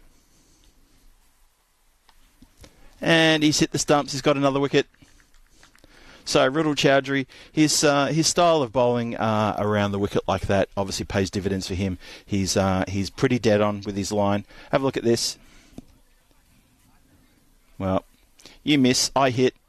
He hits leg stump, and that's his 4th. So the question is, he's got 2 balls. Can he get himself a Michelle? He'd be pretty keen for that, and I think you might be keen too. Now, I realised in the previous innings I talked up Amandeep Singh when he was on the cusp of picking up a ton. I was quite excited about that. I was pretty sure I was going to get it. So, Rutul Chowdhury. He's got 2 balls to get a fifer. I reckon he's thinking that too. What do you think? Straight. He's got Panda What Up, trying to keep out another wicket. That's been hit uppishly through the covers. 1 bounce over the boundary lope. 4 runs. Big hit. Good hit. And the Panda is off and running. Yeah, properly middled that one. And that brings up the 50. 52 for 6. Here in the 8th. 1 more ball to come in this over. Rutul Chowdhury, he's got 4 for 16. Can he get a Michelle? Have a look. And he can. He can. Middle stump is knocked back. He's got a fifer. Very good bowling here. That's also going to go on the good books. 5 for 16 from his 2 overs. Rutul Chowdhury, well done. Well done. He's come to town here, and he's basically torn the absolute guts out of the middle order of the Miranda Dragons. Backed up by some good catching. but very good dead-eye bowling. Really, really good bowling there. And if you have a look at that run rate for the Miranda Dragons, it's just been petering along, sort of just over thereabouts, 5 and over. So that's 8 overs gone, 2 overs to go. Miranda Dragons here, they're 7 wickets down. They really want to make sure they bat through. The skipper, Falak Zeb, has come out to join his other batsman, who of course is Tanveer Ahmed. And Tanveer is on strike.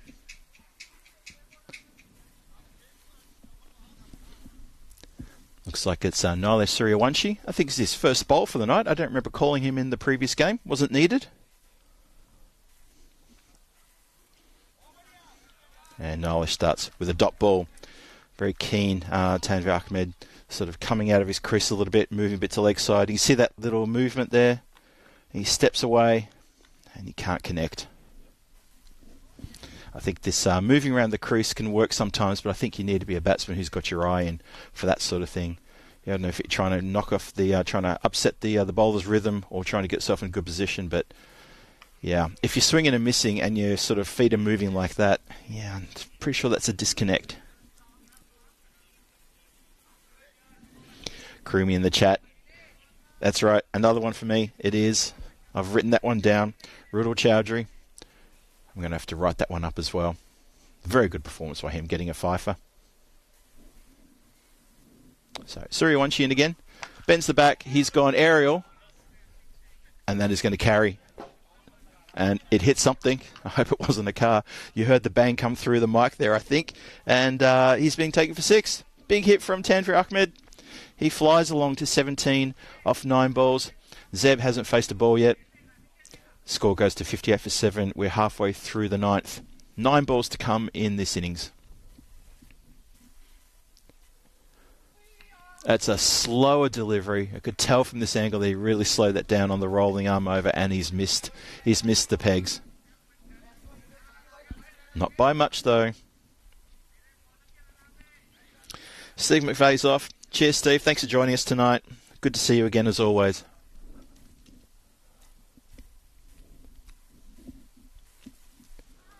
And that's another dot ball whistling past the swinging blade of the Miranda Dragons batsman. But Tanveer's done okay. He's hit a few boundaries. He's on 17. He's come out and shown a bit of aggression, which is good to see. And he's been able to connect as well. 58 for 7, last ball of the 9th. Coming up right now.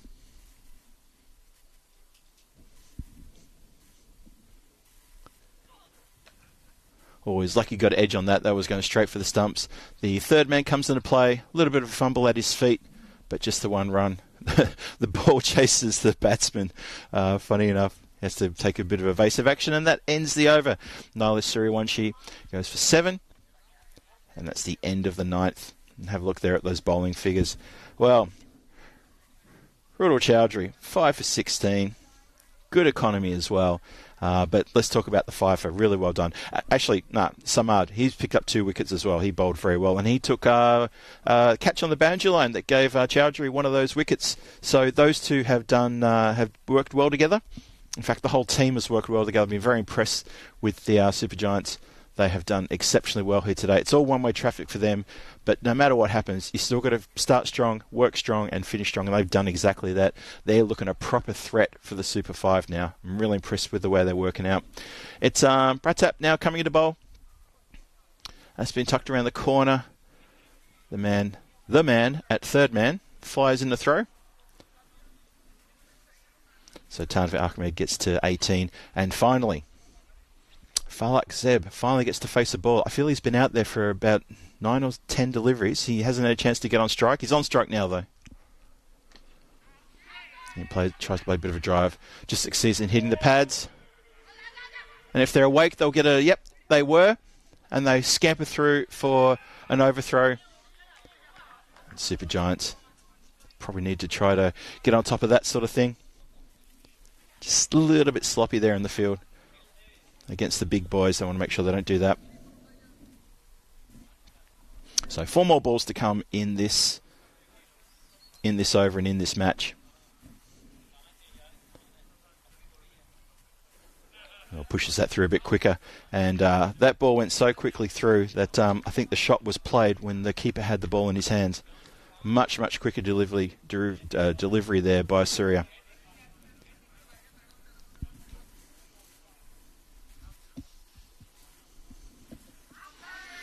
Well, he's been hit well outside the line, and it's just squirted off to the offside. A muted shout, leg by given.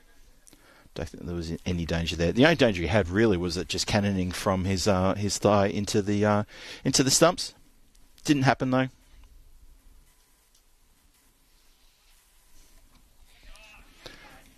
And that has been hit straight down the throat of the man at a fine leg, and couldn't believe his luck. Absolutely couldn't believe his luck.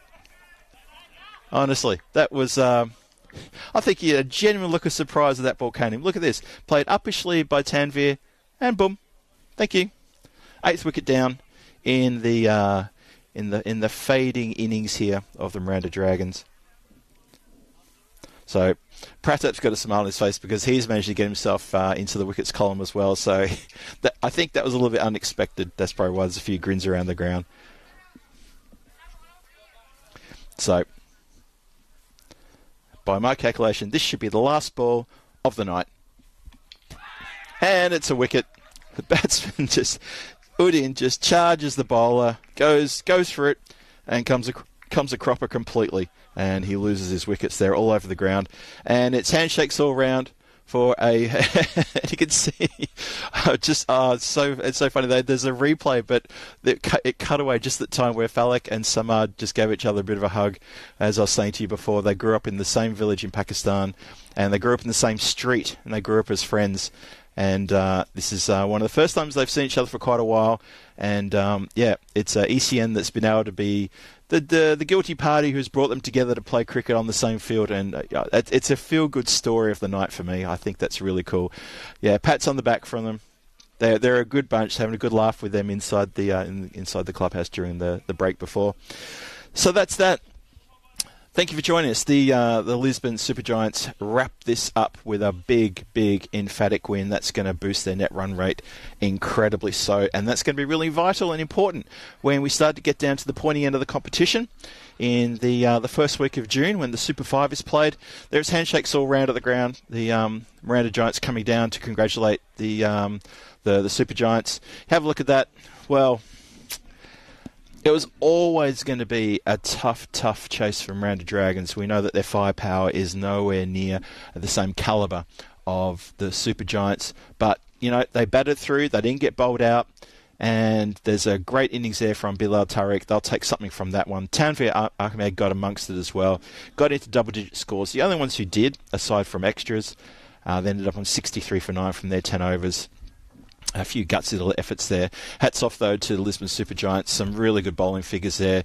Led by Rutul Chowdhury, who came on, and with his first 3 balls, he picked up 3 wickets, got himself a hat-trick. He's going to go in the Hall of Fame for that one, of course. And then he ended up getting a fifer, so he'll go in the Hall of Fame twice now for that.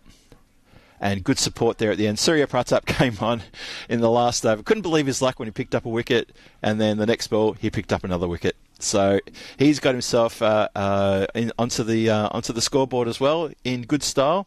But it all started with Amandeep Singh and Hardik Patel at the top. Well, actually, for the whole of the Lisbon Supergiants innings. Look at that. Amandeep Singh missed out on the ton by 2 deliveries. It was gut-wrenching for that final over. They were running bys to try to get him back on strike. It was crazy. It was fun. It was really, really good cricket. But in the end, he fell for 98, and Hardik Patel had 45 not out. Unfortunately, didn't get his half-century. But the score for the team, 187, big score. Miranda Dragons always in trouble to try to make that sort of chase. And they fell short by 124 runs after their 10. I can see people leaving the chat, and there's a lot of people dropping little comments in saying thanks for everything to me. I want to say thank you to all of you guys as well. There are too many to name. I can see Trips in there, Ivan B, Rob Thompson, John Gray, Martin Foster, Dave, of course, my good mate Dave. Anyone else? I'll be Christopher Ward's in there. Good to see you again, Chris. Thank you to everybody for joining us. It was wonderful for you to have you with us for these 2 matches. One-sided affair, but I hope you got something out of it. You saw a hat-trick, you saw a fifer, you saw a fantastic innings from Amandeep Singh. it's pretty tough to say who would you pick him out of the match. You'd probably have to go with the batsman on this one, wouldn't you? I think I probably would. Anyway, I've enjoyed having your company. I hope you've enjoyed having mine. This is the European Cricket Series in Portugal at the lovely Miranda de Covo Oval. Oval? Stadium. It's called a stadium, Phil. Stop calling it oval. It's a stadium, and it's a lovely part of the world to be in. And I want to thank the production team and, of course, all the ECN crew here at the ground who make this so much fun. And, of course, the people who look after us here, the locals. You guys are fantastic. Barry and Nina, you guys are unbelievably good. And tomorrow, we're back here again. Punjab CC Amadora, who are now they're not going to be top of the table because the Super Giants would have knocked them off, but they've got every chance to get back on top of the table if they can take out the Werewolves.